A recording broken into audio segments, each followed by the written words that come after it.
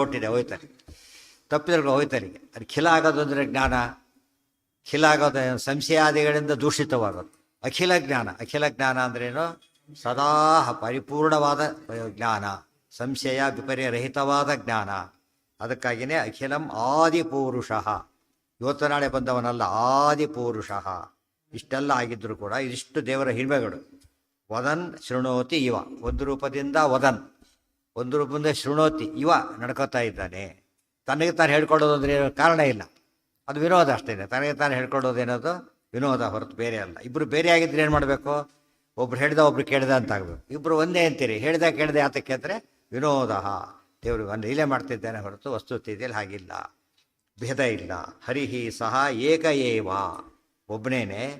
ಅವನಿಗೆ ಅಜ್ಞಾನ ಅಂದರೆ ಹರಿಹಿ ಹರತೀತಿ ಹರಿಹಿ, ಉಳಿದವರ ಅಜ್ಞಾನ ಸಂಶಯಾದಿಗಳನ್ನು, ಸಂಸಾರ ರೂಪ ದೊಡ್ಡ ರೋಗವನ್ನು ಪರಿಹಾರ ಮಾಡ್ತಕ್ಕಂಥ ಅವನಿಗೆ ಇನ್ಯಾವುದಿರಬೇಕು ಸಾಧ್ಯ? ದೋಷ, ಸರ್ವದೋಷ ಹರ.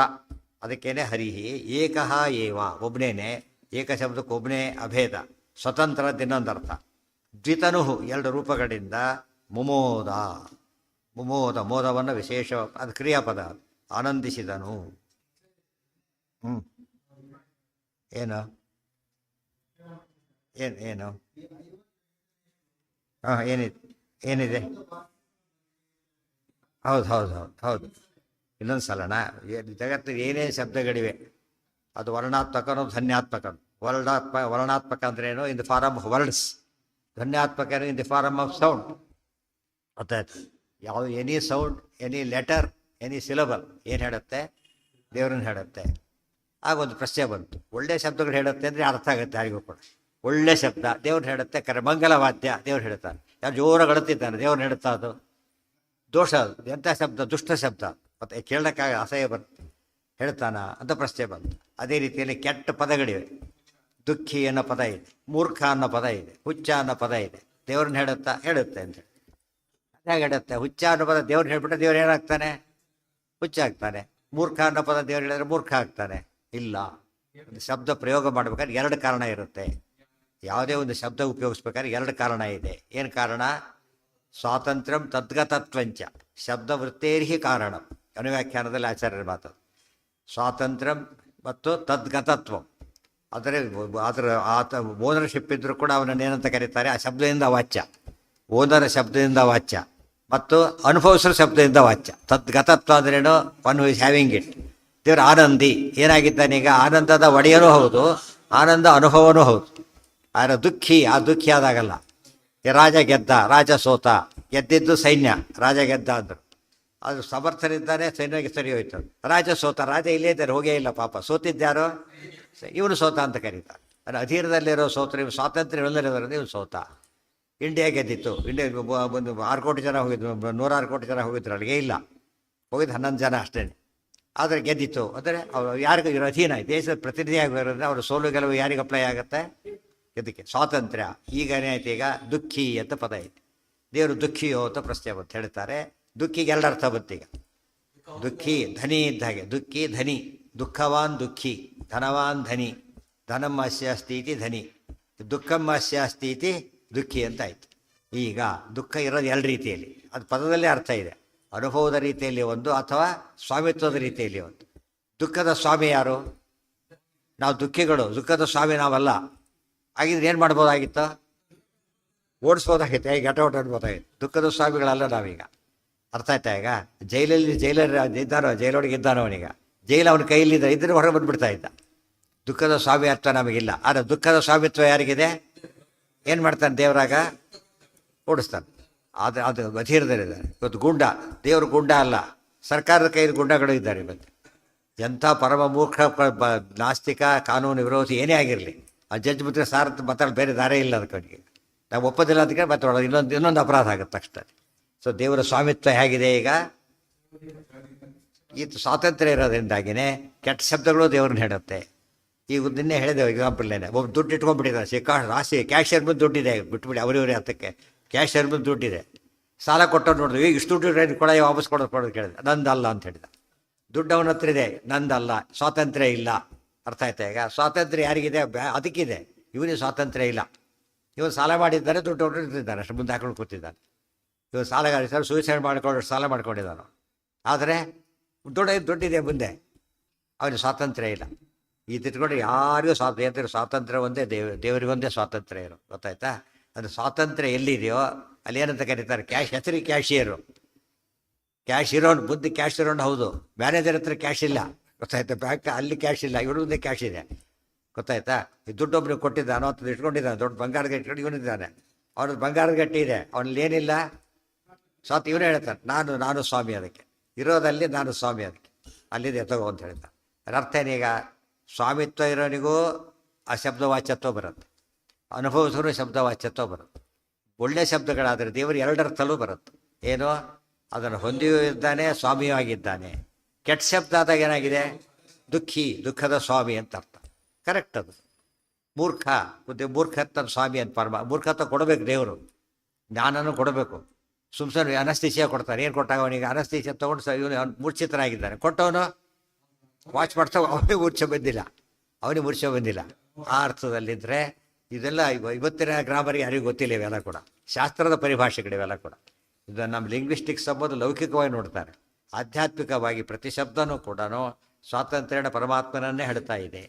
Any word of any kind, whether good or bad. ಯಾಕೆ ಬಂತು ಇಲ್ಲಿ, ಏನಾಗಿದೆ, ನಿನ್ನ ತಪಸ್ಸು ಹೋಯ್ತು ಹೇಳಿ, ನಿನ್ನ ತಪಸ್ಸು ಸುಟ್ಟುಬಿಟ್ಟೆ ಅಂತ ಹೇಳಿದರು ಪರಶುರಾಮ ರಾಮದೇವರು. ನಿನ್ನ ತಪಸ್ಸು ಸುಟ್ಟೋದು, ತಪಸ್ತದೀಯಂ, ನಿನ್ನ ತಪಸ್ಸು ಸುಟ್ಟುಬಿಟ್ಟೆ. ಆ್ಯಕ್ಚುಲಿ ಸುಟ್ಟಿದ್ದು ಯಾರನ್ನೀಗ, ಹಸುರನನ್ನು. ಅವನು ತಪಸ್ ಮಾಡಿದವನು, ಹೇಳ್ತಾರೆ ನಿನ್ನ ಅಂತ ಹೇಳಿದ್ರು. ನಿನ್ನ ಹೇಗಾಯ್ತು ಅಂದರೆ ತದೀಯಮೇವಹಿ ಅಭವತ್ ಸಮಸ್ತಂ, ಆಚಾರ್ಯ ಮಾತು. ಎಲ್ಲ ಅವಂದೇ ಆದ್ರಿಂದಾಗೇನೆ ಹೇಳ್ಬೋದು, ಅದೇನು ದೋಷ ಇಲ್ಲ ಅಂತ. ಅರ್ಥ ಆಯ್ತಾ?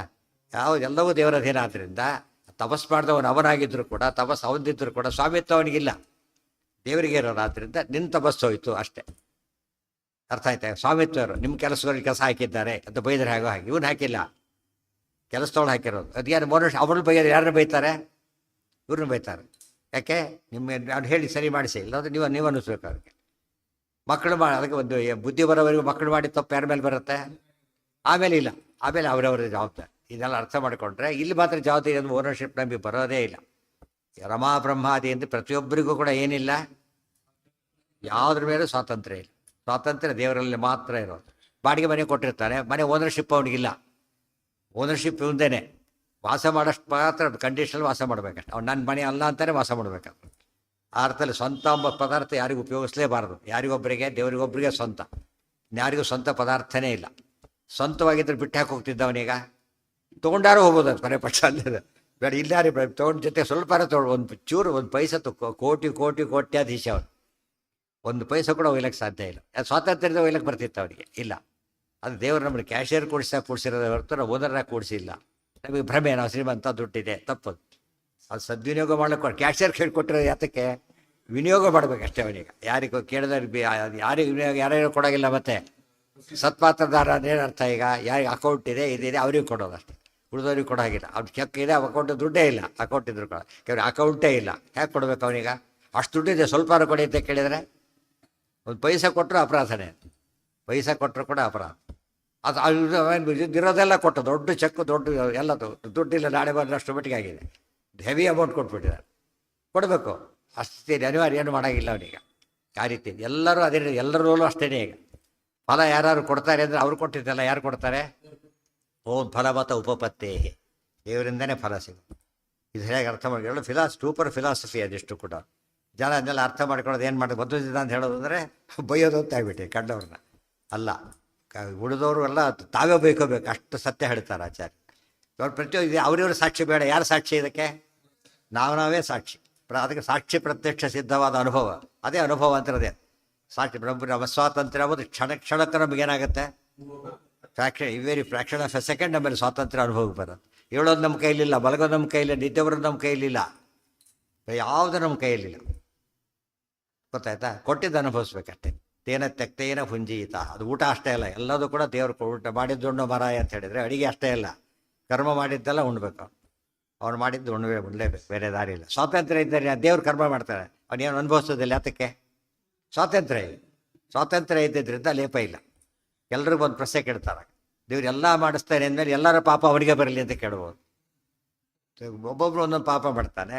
ದುರ್ಯೋಧನ ಇದ್ದಾರೆ, ಒಂದು ಕಲಪಕ್ಕೆ ದುರ್ಯೋಧನ ಇಟ್ಕೊಂಡ್ಬಿಟ್ರೆ ಎಷ್ಟು ದುರ್ಯೋಧನ ಆದ್ರೆ ಈಗಾಗಲೇ ಎಷ್ಟು ದುರ್ಯೋಧನ ಮುಂದೆ ಬರ್ತಾರೆ. ಎಲ್ಲ ದೇವರೇ ಮಾಡಿಸೋದಾದ್ರೆ ಎಷ್ಟು ಪಾಪಿ ಆಗ್ತಾರೆ ದೇವರು ಅಂದರೆ ಇಲ್ಲ, ಬರ್ತು ಬಿಡ್ತಾರೆ. ಸ್ವಾತಂತ್ರ್ಯ ಇದೆ ಇವರಿಗೆ. ಸೊಳ್ಳೆ ತಪ್ಪು ಮಾಡ್ದ ಅನುಭವಿಸ್ಬೇಕು. ಯಾತಕ್ಕೆ? ಸ್ವಾತಂತ್ರ್ಯ ಇಲ್ಲ, ಸ್ವಾತಂತ್ರ್ಯ ಇಲ್ಲ. 10 ರೂಪಾಯಿ ತೆಗೆದುಕೊಟ್ಟ ಅಫೆನ್ಸ್ ಅದು. ಅವ್ರು ಕೋಟಿ ಕೊಟ್ಟ, ಕೊಡಬೇಕಾದವನಿಗೆ ಶಕ್ತಿ ಇರೋರು. ನೀವೇ ಕೇಳೋಕೆ ಹೋಗು ಅಂತೇಳಿ ನನ್ನಿಷ್ಟ. ಆ ರೀತಿ ದೇವ್ರಿಗೆ ಮಾತ್ರ ಹೇಳೋ ಶಕ್ತಿ ಇದೆ. ಆದ್ದರಿಂದ ಇಷ್ಟಾದರೂ ದೇವ್ರು ಏನು ಮಾಡ್ತಾನೆ? ಎಕ್ಸ್ಪ್ಲೇನ್ ಮಾಡ್ತಾನೆ. ಹೇಳಬೇಕಾಗಿಲ್ಲ, ದೇವ್ರು ಎಕ್ಸ್ಪ್ಲೇನ್ ಮಾಡಬೇಕಾಗಿಲ್ಲ, ಮಾಡ್ತಾನೆ. ಅದು ಕಾರುಣ್ಯ. ತುಂಬ ಜನ ಡಾಕ್ಟ್ರ್ ಎಕ್ಸ್ಪ್ಲೇನ್ ಮಾಡ್ತಾನೆ ಔಷಧಿ ಕೊಡೋದು, ಗೊತ್ತಾಯ್ತಾ? ಆದರೆ ಒಳ್ಳೆ ಡಾಕ್ಟ್ರ್ ಏನು ಮಾಡ್ತಾರೆ? ಎಕ್ಸ್ಪ್ಲೇನ್ ಮಾಡಿ ಕೊಡ್ತಾರೆ. ಅದೇನು ಟೈಮ್ ಹೋಗ್ತದೆ ಇದರೊಳಗೆ. ತುಂಬ ಹೇಳಿದಲ್ಲ, ಫಾರಿನ್ ಜಾಸ್ತಿ ದುಡ್ಡು ಚಾರ್ಜ್ ಮಾಡ್ತಾರೆ. ಎಲ್ಲ ನೀಟಾಗಿ ಇದನ್ನ ಹಾಕಿ ತೋರಿಸ್ತಾರೆ ಅದು ಕಂಪ್ಲೇಂಟ್. ಅದಕ್ಕೆ ಪ್ರತಿಯೊಂದು ರೆಡಿ ಇರುತ್ತೆ. ಈಗೇನಾ ಅದಕ್ಕೆ ಅಷ್ಟು ಚಾರ್ಜ್ ಮಾಡೋದು. ಇಲ್ಲ ಚಾರ್ಜ್ ಮಾಡ್ತೀವಿ ಅಂದರೆ ಹೇಳೇ ಬೇಡ, ಹಾಗೆ ಕೊಡಿ ಅಂತಾರೆ. ಅವ್ರು ಚಾರ್ಜ್ ಎಕ್ಸ್ಪ್ಲೇನ್ ಮಾಡೋಕೆ ಬೇಕಾಗಿಲ್ಲ ಅಂತಾರೆ ಅಷ್ಟೇ. ಅಲ್ಲಿ ಕಾರಣ ತಿಳ್ಕೊ, ಪ್ರತಿಯೊಂದಕ್ಕೂ ಕಾರಣ ತಿಳ್ಕೊಂಡಿರ್ಬೇಕು. ಅಲ್ಲಿ ರೋಗದ ಕಾರಣ ಹಾಗೂ ಭವರೋಗದ ಕಾರಣ ಕೊಡೋದು ನಮಗಿದೆಯಲ್ಲ ಈಗ. ಅಹಂಕಾರ ಮಮಕಾರನೇ ಕಾರಣವೇ. ಎಂದು ಬಿಡುತ್ತಾನೋ ಅವ್ನು ಫ್ರೀ. 1 ಕೋಟಿ ರೂಪಾಯಿ ಕೊಟ್ಟ ಕೋಶಿಯರು, ಅವ್ನು ಏನು ಹಿಡಿಯೋಲ್ಲ. ಯಾಕಂದ್ರೆ ನೋಡಿ ಕೊಟ್ಟೆ ಬಂದದ್ದು ಮುಗಿದೋಯ್ತು. 10 ರೂಪಾಯಿ ಕೊಟ್ಟೆ ಹಿಡ್ಕೊಂಡು ಹೋಗ್ತಾನೆ. ಸೊ ಅಹಂಕರ್ತ ಹರಿಕರ್ತ ಅಂತ ಮಾಡಿದರೆ ಲೇಪ ಇಲ್ಲ, ಅಹಂಕರ್ತ ಅಂತ ಮಾಡಿದ್ರೆ ಲೇಪ ಇದೆ. ಇಷ್ಟೇ. ಅವ್ರು ಹೇಳ್ತಾರೆ ಕ್ಯಾಶಿಯರ್ ದುಡ್ಡು ಕೊಟ್ಟು ನೀವು ಕೊಟ್ಟು, ನಾನೆಲ್ಲಿ ಕೊಟ್ಟೆ ಅಂತ. ಅದು ಕೊಟ್ಟೇ ಇಲ್ಲ ಅಂತ ಹೇಳ್ತಾರೆ. ಅದೇ ಅದು ಬ್ಯಾಂಕಿಂದು ಕೊಟ್ಟೆ ಅಷ್ಟೇ. ಅದಕ್ಕೆ ನಾನು ಕೊಟ್ಟೇ ಇಲ್ಲ ಅಂತ ಫಸ್ಟ್ ಹೇಳೋದು.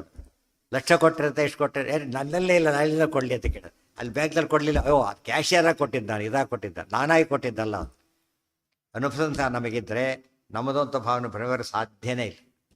ಅದನ್ನೆಲ್ಲ ಮತ್ತೆ ಒಂದು ದಿವಸಕ್ಕೆ ಬರಲ್ಲ. ಕೇಳಿ ಕೇಳಿ ಕೇಳಿ ನೋಡಿ ನೋಡಿ ಬರಬೇಕು. ಅದಕ್ಕೆ ಆವೃತ್ತಿ ಅಸಕೃತೋಪದೇಶಾತು. ಪುನಃ ಪುನಃ ಕೇಳಬೇಕು. ಒಂದು ಸಣ್ಣ ಇದು ಕರಿಬೇಕಾದ್ರೆ ಎಷ್ಟು ಸರ್ತಿ ಭಯ ಮಾಡಿ ಚಿಕ್ಕ ವಯಸ್ಸಲ್ಲಿ ಎಷ್ಟು ಟೈಮ್ ಬೇಕು ಅವ್ರಿಗೆ ಪಾಪ. ಆಲ್ಫಾಬೆಟ್ಸ್ ಬರೋಕ್ಕೆ ಎಷ್ಟೋ ದಿವಸ ಬೇಕು. ಅಲ್ಲೇನು ಓವರ್ನೈಟ್ ಬರೋದಿಲ್ಲ. ಅದಕ್ಕೆ ಪ್ರಯತ್ನ ಮಾಡಿ ಮಾಡಿ ಇದು ಕರಿಬೇಕು. ಅದು ಅನುಭವ ಗಟ್ಟಿ ಮಾಡಿಕೊಳ್ಳೋದೇ ಸಾಧನೆ ಅಂತ ಕರೆಯೋದು. ನಿರ್ಮಮ ನಿರಹಂಕಾರ. ಅಹಂಕಾರ ಪೂರ್ತಿ ಹೋಯ್ತಾ, ಮಮಕಾರ ಪೂರ್ತಿ ಹೋಯ್ತಾ, ಸಂಸಾರ ಇಲ್ಲ ಅಂತ ಅರ್ಥ. ನಾವಿದ್ದೇವೆ ಅಂದ್ರೆ ಏನರ್ಥ?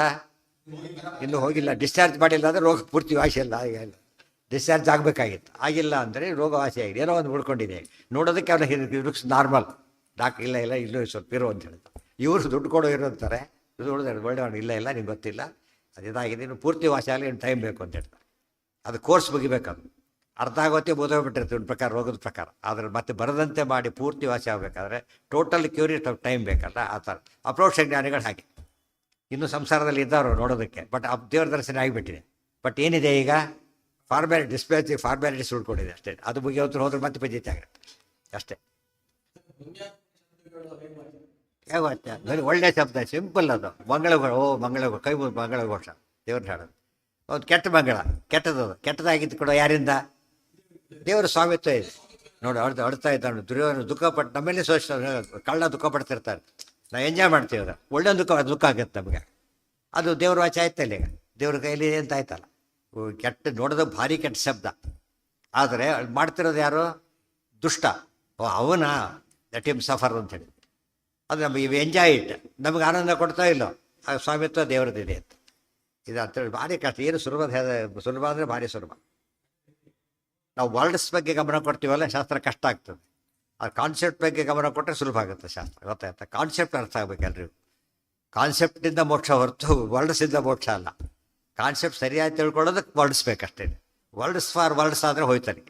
Words for words sake, words for meaning sake. ಅದು ಏನ ಮೋದ ಅಂದರೆ ಆನಂದ, ಮೋದ ಪ್ರಮೋದ. ಏನಾಯ್ತು? ಏನಿರ್ಬೇಕು? ದೇವರಿಗೆ ಏನು ಹೇಳಿದ್ರು ಎಷ್ಟದು ಪದ, ಎಲ್ಲ ಪದ ಪ್ರಬೋಧ ಅಂತ ಹೇಳಿದ್ರೆ ದೇವ್ರಿಗೆ ಕಡಿಮೆನೆ, ಏನು ಹೇಳಿದ್ರು ದೇವ್ರಿಗೆ ಕಡಿಮೆನೆ. ಅರ್ಥ ಯಾವ ಶಬ್ದ ಹೇಳಿದ್ರೆ ದೇವ್ರಿಗೆ ಯಾವ ಸೆನ್ಸಲ್ಲಿ ತೊಗೋಬೇಕು? ದೇವರಿಗೆ ಆಬ್ಸಲ್ಯೂಟ್ ಸೆನ್ಸಲ್ಲಿ ತೊಗೋಬೇಕು. ಸ್ಟಿಲ್ ಅದು ಏನಾಗುತ್ತೆ? ಕಡಿಮೆ ಆಗುತ್ತೆ ದೇವರಿಗೆ. ನಮಗೆ ಏನು ರಿಲೇಟಿವ್ ಸೆನ್ಸಲ್ಲಿ ತೊಗೋಬೇಕು, ಸ್ಟಿಲ್ ಸ್ವಲ್ಪ ಹೆಚ್ಚಾಗುತ್ತೆ ನಮಗೆ. ಗೊತ್ತಾಯ್ತಾ? ಎಷ್ಟೋ ಭಾರಿ ಶ್ರೀಮಂತ ಇರ್ತೀವಿ, ಅವ್ರ ಮುಂದೆ ನಾನೇನ್ರಿ ಅಂತ. ಅವ್ರ ಮುಂದೆ ನಾನೇನು ಹೇಳೋದಿಲ್ಲ. ದೊಡ್ಡ ಅಧಿಕಾರಿ ಚೀಫ್ ಅವ್ರ ಮುಂದೆ ನಾನೇನು ಒಪ್ಕೊಂಡ್ಬಿಡ್ತಾರೆ. ಅರ್ಥ ಆಯ್ತು? ನಮ್ಮ ಅಂದರೆ ಪ್ರತಿಯೊಂದು ಪದಗಳು ನಮಗೆ ಹೆಚ್ಚು ನಮ್ಮ ಯೋಗ್ಯತೆ ಜಾಸ್ತಿ ಪದಗಳೆಲ್ಲ. ಆ ದೇವರಿಗೆ ಯಾರು ಹೇಳಿದ್ರು ಏನದು? ಎಷ್ಟು ಅನಂತ ಶಬ್ದ ಉಪಯೋಗಿಸೋರು ಮತ್ತೆ ಫೇಲ್ ಆಗುತ್ತದೆ. ಅದಕ್ಕೆ ಅದ್ರ ಮೇಲಿದ್ದಂತೆ ದೇವರು. ನೀವು ಎಷ್ಟು ಏಣಿ ಹಾಕಿ ಆಕಾಶಕ್ಕೆ ಹತ್ಬೋದು, ಎಷ್ಟು ಏಣಿ ಹಾಕ್ಬೋದು, ಎಲ್ಲ ಏಣಿಗಳು ಸೋಲ್ತವೆ. ನಮಗೆ ಏಣಿ ದೊಡ್ಡದು, ದೇವರಿಗೆ ಭಾರಿ ನೆಗ್ಲಿಜಿಬಲ್, ಆಲ್ಮೋಸ್ಟ್ ಝೀರೋ. ಇದು ದೇವ್ರ ಮಹಿಮೆ. ಆಗ ತಿಳಿದು ದೇವ್ರು ಅದಕ್ಕೆ ಹೇಳ್ತಾರೆ, ಈ ತಿಳ್ಕೊಂಡ್ರೆ ದೇವ್ರನ್ನ ತಿಳ್ಕೊಂಡಾಗಲೆಕ್ಕ. ಒಂದು ಲಿಮಿಟಲ್ಲಿ ದೇವ್ರು ತಿಳ್ಕೊಂಡ್ರೆ ದೇವ್ರ ಕಾನ್ಸೆಪ್ಟ್ ಅಲ್ಲ ಅದು. ಅನಂತನನ್ನು ಶಾಂತ ಅಂತ ತಿಳ್ಕೊಟ್ರೆ ಅದೆಂದು ಏನಲ್ಲ. 4 ಎಂಡು ತೋರಿಸ್ಬಿಟ್ಟ, ಇದು ಸಮುದ್ರ ಅಂತ ದಡ್ಡ ಸರೋವರ ಅಷ್ಟೇ. ಒಂದು ಎಂಡು ಕಾಣಬಾರ್ದು ಯಾವಾಗ ಕೂಡ, ಆ ಕಡೆ ಎಂಡು ಕಾಣಬಾರ್ದು, ಅವಾಗ ಏನಾಗುತ್ತದ ಅದು ಸಮುದ್ರ. ಇಲ್ಲ ಕೆರೆನೋ ಇಲ್ಲ ಸರೋವರ ಆಗುತ್ತೆ, ಹೊರತು ಇದಾಗೋದಿಲ್ಲ. ಮತ್ತು ಆಕಾಶ ಚಿತ್ರ ಬರೀ ಅಂತ ಆ ಕಡೆ ಬಾರ್ಡ್ರ್ ಕೊಟ್ಬಿಟ್ರೆ ಹೇಗಿರುತ್ತೆ ಈಗ, ಹೋಯ್ತಲ್ಲಿ. ಆಕಾಶಕ್ಕೆ ಲಿಮಿಟೇಷನ್ ಕೊಟ್ಟ ತಕ್ಷಣ ಆಕಾಶ ಅಲ್ಲ. ದೇವ್ರು ಆ ರೀತಿ ಚಿಂತನೆ ಮಾಡಬೇಕು. ದೇವ್ರು ಆಕಾಶ ಇರೋದೇ ನಮ್ಮ ದೇವ್ರನ್ನ ಅರ್ಥ ಮಾಡಿಸ್ಕೊಡ್ಲಿಕ್ಕೆ. ಓ ದೇವ್ರು ಇದನ್ನು ನೋಡ್ರಿ ಅಂತ ಹೇಳ್ತಾ ಇದೆ, ನಾವು ಅದನ್ನೇ ನೋಡಿ ಸುಮ್ಮನೆ ಬಿಡ್ತೇವೆ ಅಷ್ಟೇ. ಗೊತ್ತಾಯ್ತಾ? ಪೋಸ್ಟ್ ಆಫೀಸಿಗೆ ಡೈರೆಕ್ಷನ್ ಕೊಟ್ಟಿದ್ದಾರೆ, ಆ ಡೈರೆಕ್ಷನ್ನ ಪೋಸ್ಟ್ ಆಫೀಸ್ ಅಂತ ತಿಳ್ಕೊಂಡ್ರಾಗ ಹಾಗಾಗುತ್ತೆ. ಬೋರ್ಡ್ ಅಷ್ಟೇ, ಅಲ್ಲಿ ಆಫೀಸ್ ಇರೋದು ಮುಂದೆ ಇದೆ, ಇವ್ನು ಡೈರೆಕ್ಷನ್ ಕೊಡ್ತಾ ಇದ್ದಾರೆ ಅಷ್ಟೇ. ಅದು ತಿಳ್ಕೊಳ್ಳೋಕ್ಕೆ ಅಬ್ಸ್ಟ್ರಾಕ್ಟ್ ಕಾನ್ಸೆಪ್ಟ್ ಇದು, ಅಬ್ಸ್ಟ್ರಾಕ್ಟ್ ಕಾನ್ಸೆಪ್ಟ್. ಅದಕ್ಕೇನು ಮಾಡಬೇಕಾಗ ಅನೇಕ ರೀತಿಯಲ್ಲಿ ಕೆಡ್ತಾ ಹೋಗು. ಯಾವುದು ವಿಸಿಬಲ್ ಅದ್ರ ಬಗ್ಗೆ ಸ್ವಲ್ಪ ಹೇಳಿದ್ರೆ ಅರ್ಥ ಆಗಿಬಿಡತ್ತೆ. ಟೋಟಲಿ ದೇವರು ಏನೋ ಒಂದು ಇನ್ವಿಸಿಬಲ್ ಅಷ್ಟೆ. ಆ ಅನುಗ್ರಹದಿಂದ ನಮಗೆ ಕಾಣಬೇಕು ಅವ್ರು ಬೇರೆ ಇಲ್ಲ. ಅದಕ್ಕೆ ಅನೇಕ ಎಷ್ಟು ಓದಿದ್ರು ಕೇಳಿದ್ರು ಕೂಡ ಕ್ಲಾರಿಟಿ ಜಾಸ್ತಿ ಆಗ್ತಾ ಹೋಗುತ್ತೆ. ಒಂದು ಕ್ಲಾರಿಟಿ ರೀಚ್ ಆಗಿ ಫಲ್ ಆದ ತಕ್ಷಣ ಅದೇನಾಯ್ತು ಅಲ್ಲಿಗೆ ಅದನ್ನು ಅಪ್ರೋಷ್ಟಜ್ಞ ಸಾಧನ ಮಾಡ್ತಾ ಇಲ್ಲ, ಪೂರ್ತಾಯ ಮುಗಿದಾಗಿ. ಅಖಿಲವಾದಿಪೂರುಷ ವದನ್ ಶೃಣೋತಿ ಇವ ವಿನೋದತಃ ಹರಿ ಸ ಏಕ ಏವ ದ್ವಿತಧರ್ಮಮೋದ ಸ ಚೇಷ್ಟಿತಂ ಚೈವ ನಿಜಾಶ್ರಯಸ್ಯ ಜನಸ್ಯ ತತ್ತತ್ವ ವಿಬೋಧ ಕಾರಣಂ ವಿಬೋಹಕಂ ಚಾನ್ಯತಮಸ್ಯ ಕುರ್ವನ್ ಚಿಕ್ರೀಡ ಏಕೋಪಿ ನರಾಂತರೇ ಯಥಾ. ದೇವರು ಶಾಸ್ತ್ರದಿಂದ ದುಷ್ಟನ್ನು ಕೊಲ್ತಾನೆ, ಶಾಸ್ತ್ರದಿಂದ ಸಜ್ಜನ ರಕ್ಷಣೆ ಮಾಡ್ತಾನೆ ಅಂತ ಹೇಳ್ತೇವಲ್ಲ, ಶಾಸ್ತ್ರದಿಂದನೂ ಹಾಗೆ ಮಾಡ್ತಾನೆ. ಶಾಸ್ತ್ರದಿಂದ ಸಜ್ಜನಿಗೆ ಜ್ಞಾನ ಕೊಟ್ಟು ಉದ್ಧಾರ ಮಾಡ್ತಾನೆ, ಅಯೋಗ್ಯರಿಗೆ ಮಿಥ್ಯಾ ಜ್ಞಾನ ಕೊಟ್ಟು ನಾಶ ಮಾಡ್ತಾನೆ. ಶಾಸ್ತ್ರ ಜ್ಞಾನ ಕಾರ್ಯನೂ ಹಾಗೆ, ಬಲ ಕಾರ್ಯನೂ ಹಾಗೆ. ಹೇಗೆ ಹೊರಿಯಾದ ಜ್ಞಾನ ಬಂತೋ ಉದ್ಧಾರ ಆದವನೀಗ, ತಪ್ಪು ಜ್ಞಾನ ಕೊಟ್ಟು ಹಾಳಾದ. ಇಲ್ಲಿ ಹಾಗೆ ಆಯಿತು ಅಂತ ಹೇಳ್ತಾರೆ. ಸಹ ಚೇಷ್ಟಿತಂ ಚೈವ ನಿಜಾಶ್ರಯಸ್ಯ ಜನಸ್ಯ, ನಿಜಾಶ್ರಯಸ್ಯ ಜನಸ್ಯ. ನಿಜಾಶ್ರಯ ಜನರು ಅಂದರೆ ಯಾರು? ತನ್ನನ್ನೇ ನಂಬಿರುವ ಜನಗಳು, ಸಾತ್ವಿಕರು ಅಂತ ಅರ್ಥ. ಅವ್ರನ್ನೇನು ಮಾಡ್ತಾನೆ? ಚೇಷ್ಟಿತಂ ಅಂದರೆ ಆತನ ಆ್ಯಕ್ಷನ್. ದೇವರು ಮಾಡಿದ ಕೆಲಸ ತನ್ನ ಭಕ್ತ ಜನಗಳಿಗೆ ಸತ್ತತ್ವ ವಿಬೋಧ ಕಾರಣಂ. ಏನದು? ಸತ್ತತ್ವ ವಿಬೋಧ ಕಾರಣಂ. ಸತ್ತತ್ವವನ್ನು ವಿಬೋಧ ಭಾರಿ ಚೆನ್ನಾಗಿ ತಿಳಿಸ್ಕೊಳ್ಳೋಕ್ಕೆ ಸಾಧನ ಆಗುತ್ತೆ. ಸತ್ತತ್ವ ವಿಬೋಧ ಕಾರಣ ಹೇಳಿದ್ನಲ್ಲ, ನಾಟಕದೊಳಗೆ ಸಾಯಪಾಟ್ ಮಾಡಿದವನು ರಂಗದ ಸತ್ತು ಬಿದ್ದು ಬಿಟ್ಟ. ನೋಡಿದ್ರೆ ಭಾರಿ ಖುಷಿ. ಅವ್ನ ಕರೆ ಸ್ವಲ್ಪ ಅವ್ರನ್ನ ಸನ್ಮಾನ ಮಾಡಬೇಕಾಗಿದೆ. ಸತ್ತೋಗಿ ಏನು ಸನ್ಮಾನ ಮಾಡ್ತಾರೆ ಅವರು? ಆ್ಯಕ್ಷನ್, ಅದು ಭಾರಿ ಆ್ಯಕ್ಷನ್ ಚೆನ್ನಾಗಿ ಮಾಡಿದ ಸನ್ಮಾನ ಮಾಡಬೇಕು. ವಿಬೋಧ ಕಾರಣ. ಅವ್ರು ಅಪ್ರಿಷಿಯೇಟ್ ಏನಂತ ಮಾಡ್ತಾರೋ ಅನ್ನ, very good actor, is the very good actor. ಸತ್ತೋಗಿದ್ದಾರೆ ಇದ್ರ ಪ್ರಕಾರ, ಹತ್ತಿಲ್ಲ. ಏನದು? ಆ್ಯಕ್ಷನ್ ಅಷ್ಟೆ. ಸೊ ದೇವ್ರು ಮಾಡೋದೆಲ್ಲ ಸಜ್ಜನರು ಏನಿದು? ಆನಂದಕ್ಕೆ ಕಾರಣ. ಸತ್ತತ್ವ ವಿಬೋಧ ಕಾರಣ. ಸತ್ತತ್ವ, ಸತ್ ತತ್ವ, ಸತ್ ಇತಿ ಬ್ರಹ್ಮ, ಬ್ರಹ್ಮತತ್ವ. ವೇದವ್ಯಾಸ ಹೇಳಿದ ಮಾತನ್ನು ಪ್ರೂವ್ ಮಾಡಿ ತೋರಿಸ್ತಾ ಇದ್ದಾರೆ. ಸದಿತಿ ಪ್ರಾಣ, ಆಚಾರ್ಯ ಹೇಳಿದ್ದನ್ನೇ ತೋರಿಸ್ತಾ ಇದ್ದಾನೆ ಪರಮಾತ್ಮ.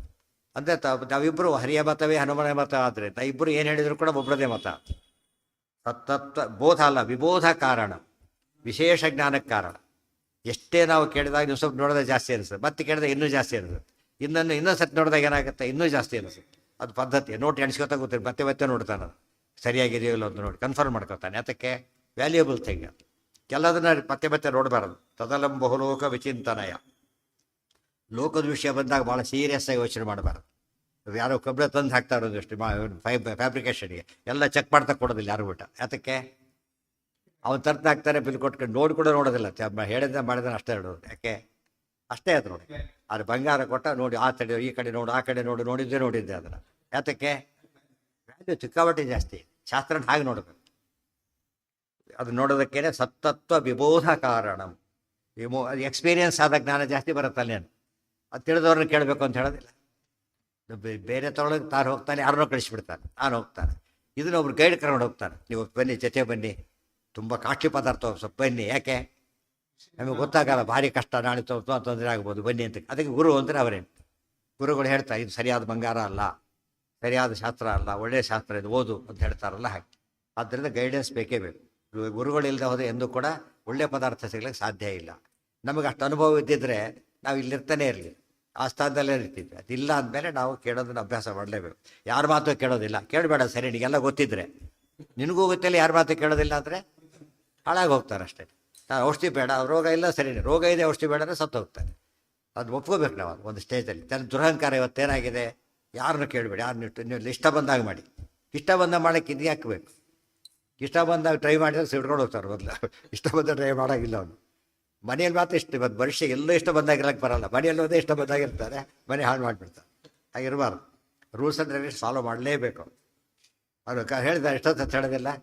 ರೂಲ್ಸ್ ಎಲ್ಲರಿಗೂ ಒಂದೇ ರೀತಿಯೇ, ಯಾರು ಅಧಿಕಾರ ಏನೇ ಆಗಿಲ್ಲ ಹೇಳೋದಿಲ್ಲ. ಜ್ಞಾನಿಗಳಿಗೂ ಅಷ್ಟೇ, ಅಜ್ಞಾನಿಗಳು ರೂಲ್ಸ್ ಎಲ್ಲರಿಗೂ ಒಂದೇ.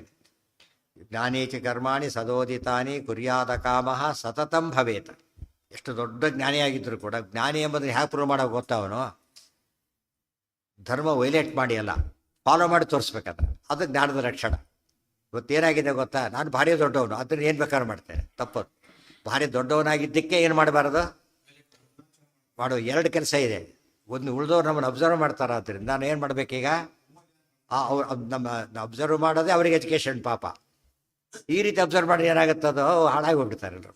ಕೃಷ್ಣ ಹೇಳ್ತಾರೆ, ನಾನೇನಾದರೂ ಸರಿಯಾದ ಕರ್ಮ ಮಾಡಿ ತೋರಿಸ್ತೇ ಹೋಗಿದ್ರೆ ಉತ್ಸೀದೇಯು ರಿಮೇ ಲೋಕಾಹ ನ ಕುರ್ಯಾಂ ಕರ್ಮಚೇದಹಂ, ಭಗವದ್ಗೀತೆಯ ಮಾತು. ನಾನೇನಾದ್ರೂ ಸ್ವತಂತ್ರ ಅಂತ ಏನೋ ಮಾಡ್ಕೊಂಡಿದ್ರೆ ಜನರ ಗತಿ ಏನಾಗುತ್ತೆ ಅಂತ ಹೇಳ್ತಾರೆ. ಅರ್ಥ ಆಯ್ತಾ? ಸರಿಯಾಗಿ ವಿಚಾರ ಮಾಡಿ. ಸಣ್ಣ ಮಕ್ಕಳು ನೋಡ್ತಾ ಇದ್ದಾರೆ, ಚಾಕು ನಮ್ಮ ಕೈಲಿದೆ, ಹುಷಾರಾಗಿರ್ಬೇಕಾದ್ರೆ ಅವ್ನ ಮಕ್ಕಳು ನೋಡ್ತಾ ಇದ್ದಾರೆ ಅದನ್ನೀಗ. ನಾವು ನೀಟಾಗಿಟ್ಟು ಎಲ್ಲ ಅವರು ಹೀಗಿರ್ಬೇಕು ಅಂತ ತಿಳ್ಕೊತಾರೆ. ಎಲ್ಲ ಅವರು ಬಿಸಾಕಿ ಹೋಗ್ತಾರೆ. ಇದು ಮಾಡ್ಬಿಟ್ಟು ಭಾಳ ಕೇರ್ಫುಲ್ಲಾಗಿ ಇನ್ನೊಬ್ಬರು ನೋಡೋದನ್ನು ನಮಗೆ ಎರಡು ರೋಲ್ ಇದೆ ನಮ್ಮ ಮೇಲೆ ಇವತ್ತು. ನಾವು ಮಾಡೋದೆಷ್ಟ, ಇನ್ನೊಬ್ಬರು ಏನು ಬೇಡ ಅಂದರೆ ತಿಳ್ಕೊತಾರೆ. ಅವರ ಮನುಷ್ಯದ ಸ್ವಭಾವ. ಯದ್ಯತ್ಯಾಚರತಿ ಶ್ರೇಷ್ಠ ತತ್ತದೇವೇತರೋ ಜನ. ಮಾಡಲೇಬೇಕು ಅವ್ರು, ಬೇರೆ ದಾರಿ ಇಲ್ಲ. ಅದಕ್ಕೆ ನಾವು ಯಾವಾಗಲೂ ಕೇರ್ಫುಲ್ಲಾಗಿರ್ಬೇಕು. ನಮ್ಮನ್ನು ಯಾರೋ ನೋಡ್ತಾ ಇದ್ದಾರೆ, ಅವ್ರು ತಪ್ಪಾಗಿ ನಮ್ಮ ಮಾಡಿದ್ದನ್ನು ತಪ್ಪು ತಿಳ್ಕೊಂಡು ಆ ಪಾಪ ನಮಗೆ ಬರ್ತದೆ. ಆಮೇಲೆ ಅವನು ತಪ್ಪು ಮಾಡಿದ, ನಾವು ತಪ್ಪು ಮಾಡಿದ್ದನ್ನು ನೋಡಿ ಅವ್ನು ತಪ್ಪು ಮಾಡಿದ ಅವನಿಗೂ ಪಾಪ, ನಾವು ಮಿಸ್ಗೈಡ್ ಮಾಡಿ ನಮಗೂ ಪಾಪ ಬರುತ್ತೆ. ಅದಕ್ಕೆ ನಾವು ಸರಿಯಾಗಿ ವರ್ತಿಸಬೇಕು.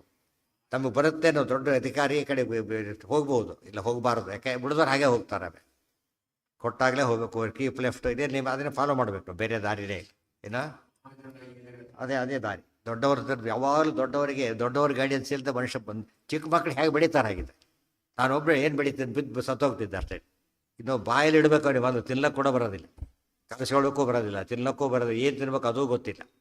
ಆ ರೀತಿ ಮನುಷ್ಯ ಹುಟ್ಟಿ ಬಂದ ಮೇಲೆ ಅವನು ಅಜ್ಞಾನಿ ಅಂತ ಆಗಲಿಲ್ಲ. ಈಗ ಅಜ್ಞಾನ ಒಪ್ಕೊಳ್ಳದೆ ಹೋದರೆ ಮೂರ್ಖ ಅಂತ ಕರೀತಾರೆ. ಅದಕ್ಕೆ ಅಜ್ಞಾನ ಒಪ್ಕೊಳ್ಳೋದು ಒಂದು ಜ್ಞಾನದ ಸಂಕೇತ. ನನಗೆ ಗೊತ್ತಿಲ್ಲ ಅಂತ ಹೇಳೋದಕ್ಕೆ ಏನಿರ್ಬೇಕು ಅವನಿಗೆ?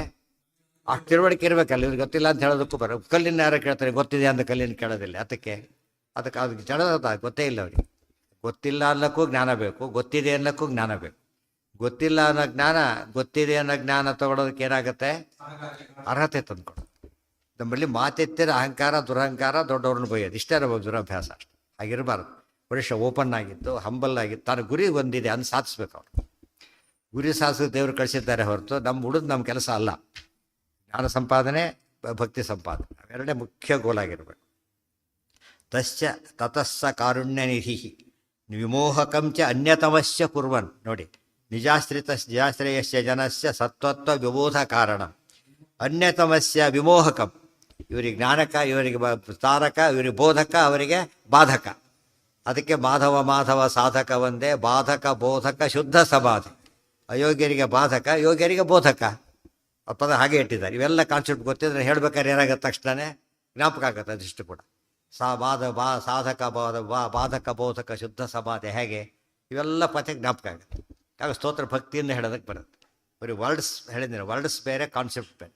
ಕಾನ್ಸೆಪ್ಟಿಗೆ ನಾವು ಎಷ್ಟು ಓದಿದ್ರು ಒಳ್ಳೇದು. ಏಕೋಪಿ ದರಾಂತರೇ ಯಥ. ಇವತ್ತು ವಿದ್ಯೆ ಅಂಬೋದು ಕಾಂಪಿಟೇಷನ್. ನಾನು ಭಾರಿ ಚೆನ್ನಾಗಿ ಗೊತ್ತಿದೆ, ವಿದ್ಯೆ ಅಲ್ಲ ಅದು, ಗೊತ್ತಾಯ್ತಾ? ಕಾಂಪಿಟೇಷನ್ ವಿದ್ಯೆ ಬರೋದಿಲ್ಲ. ಯಾವಲ್ಲಿ ಯಾತಕ್ಕೆ ಇರೋದು? ಅದು ಸಾಧನೆಗೆ ವಿದ್ಯೆ ಇರೋದು, ಗೊತ್ತಾಯ್ತಾ? ಸಾಧನೆಗೋಸ್ಕರ ವಿದ್ಯೆ ಹೊರತು ಬೇರೆದಕ್ಕಲ್ಲ. ಪಾಂಡಿತ್ಯ ಪ್ರದರ್ಶನಕ್ಕಲ್ಲ. ಇನ್ನೊಬ್ಬರು ಗೆಲ್ಲೋದು ಪಾಂಡಿತ್ಯ ಅಂತ ತಿಳ್ಕೊಬೇಕಾಗಿಲ್ಲ. ಗೊತ್ತಿದ್ದವನು ಸೋಲ್ಬೋದು ಎಷ್ಟೋ ಸಲ. ಬೆಸ್ಟ್ ಬ್ಯಾಟ್ಸ್ಮನ್ 0ಗೆ ಔಟ್ ಆಗ್ಬೋದು, ಗೊತ್ತಾಯ್ತಾ? ಅದು ಮಾತ್ರ ಬೆಸ್ಟ್ ಬ್ಯಾಟ್ಸ್ಮನ್ ಅಲ್ಲ ಅಂತ ಆಗೋದಿಲ್ಲ. ಒಬ್ಬ ಟೇಲ್ ಎಂಡರ್ ಸೆಂಚುರಿ ಹೊಡಿಬೋದು, ಅದು ಮಾತ್ರ ಅವ್ರು ಬ್ಯಾಟ್ಸ್ಮನ್ನೂ ಅಲ್ಲ. ಯಾಕೆ ಅದು ಸ್ವರೂಪ ಒಂದು ಅಲ್ಲ ಅದು. ಅದ್ರ ಮೇಲೆ ಇವತ್ತು ತುಂಬ ಜನ ಇರ್ತದೆ, ವಾದದಲ್ಲಿ ಗೆಲ್ಲೋದು ಸೋಲೋದು ಅಂತಿದೆ. ವಾದದಲ್ಲಿ ಗೆಲ್ಲೋದು ಸೋಲೋದು ಒಂದು ಇದ್ದಾಗ ಅಷ್ಟೇ ಹೊರತು ಅದಕ್ಕೆ ಫೈನಲ್ ಅಲ್ಲ. ವಾದದಲ್ಲಿ ಸ್ವಲ್ಪ ವೀಕ್ ಪಾರ್ಟಿಗೆ ಅದು ಬಿಡ್ಬೋದು. ಅರ್ಥ ಆಯ್ತು? ಇವಾಗ ಆಟಗಳು ನೋಡಿ ನಡೀತಾ ಇದೆಯಲ್ಲ, ಇವಾಗ ಅನ್ಎಕ್ಸ್ಪೆಕ್ಟೆಡ್ ರಿಸಲ್ಟ್ ಬರ್ತಾ ಇರ್ತದೆ. ಯಾರೋ ಗೆದ್ದು ಹಾಕಿಬಿಡ್ತಾರೆ. ವಿದ್ವತ್ಸವೆಲ್ಲ ಹಾಗೇನೆ.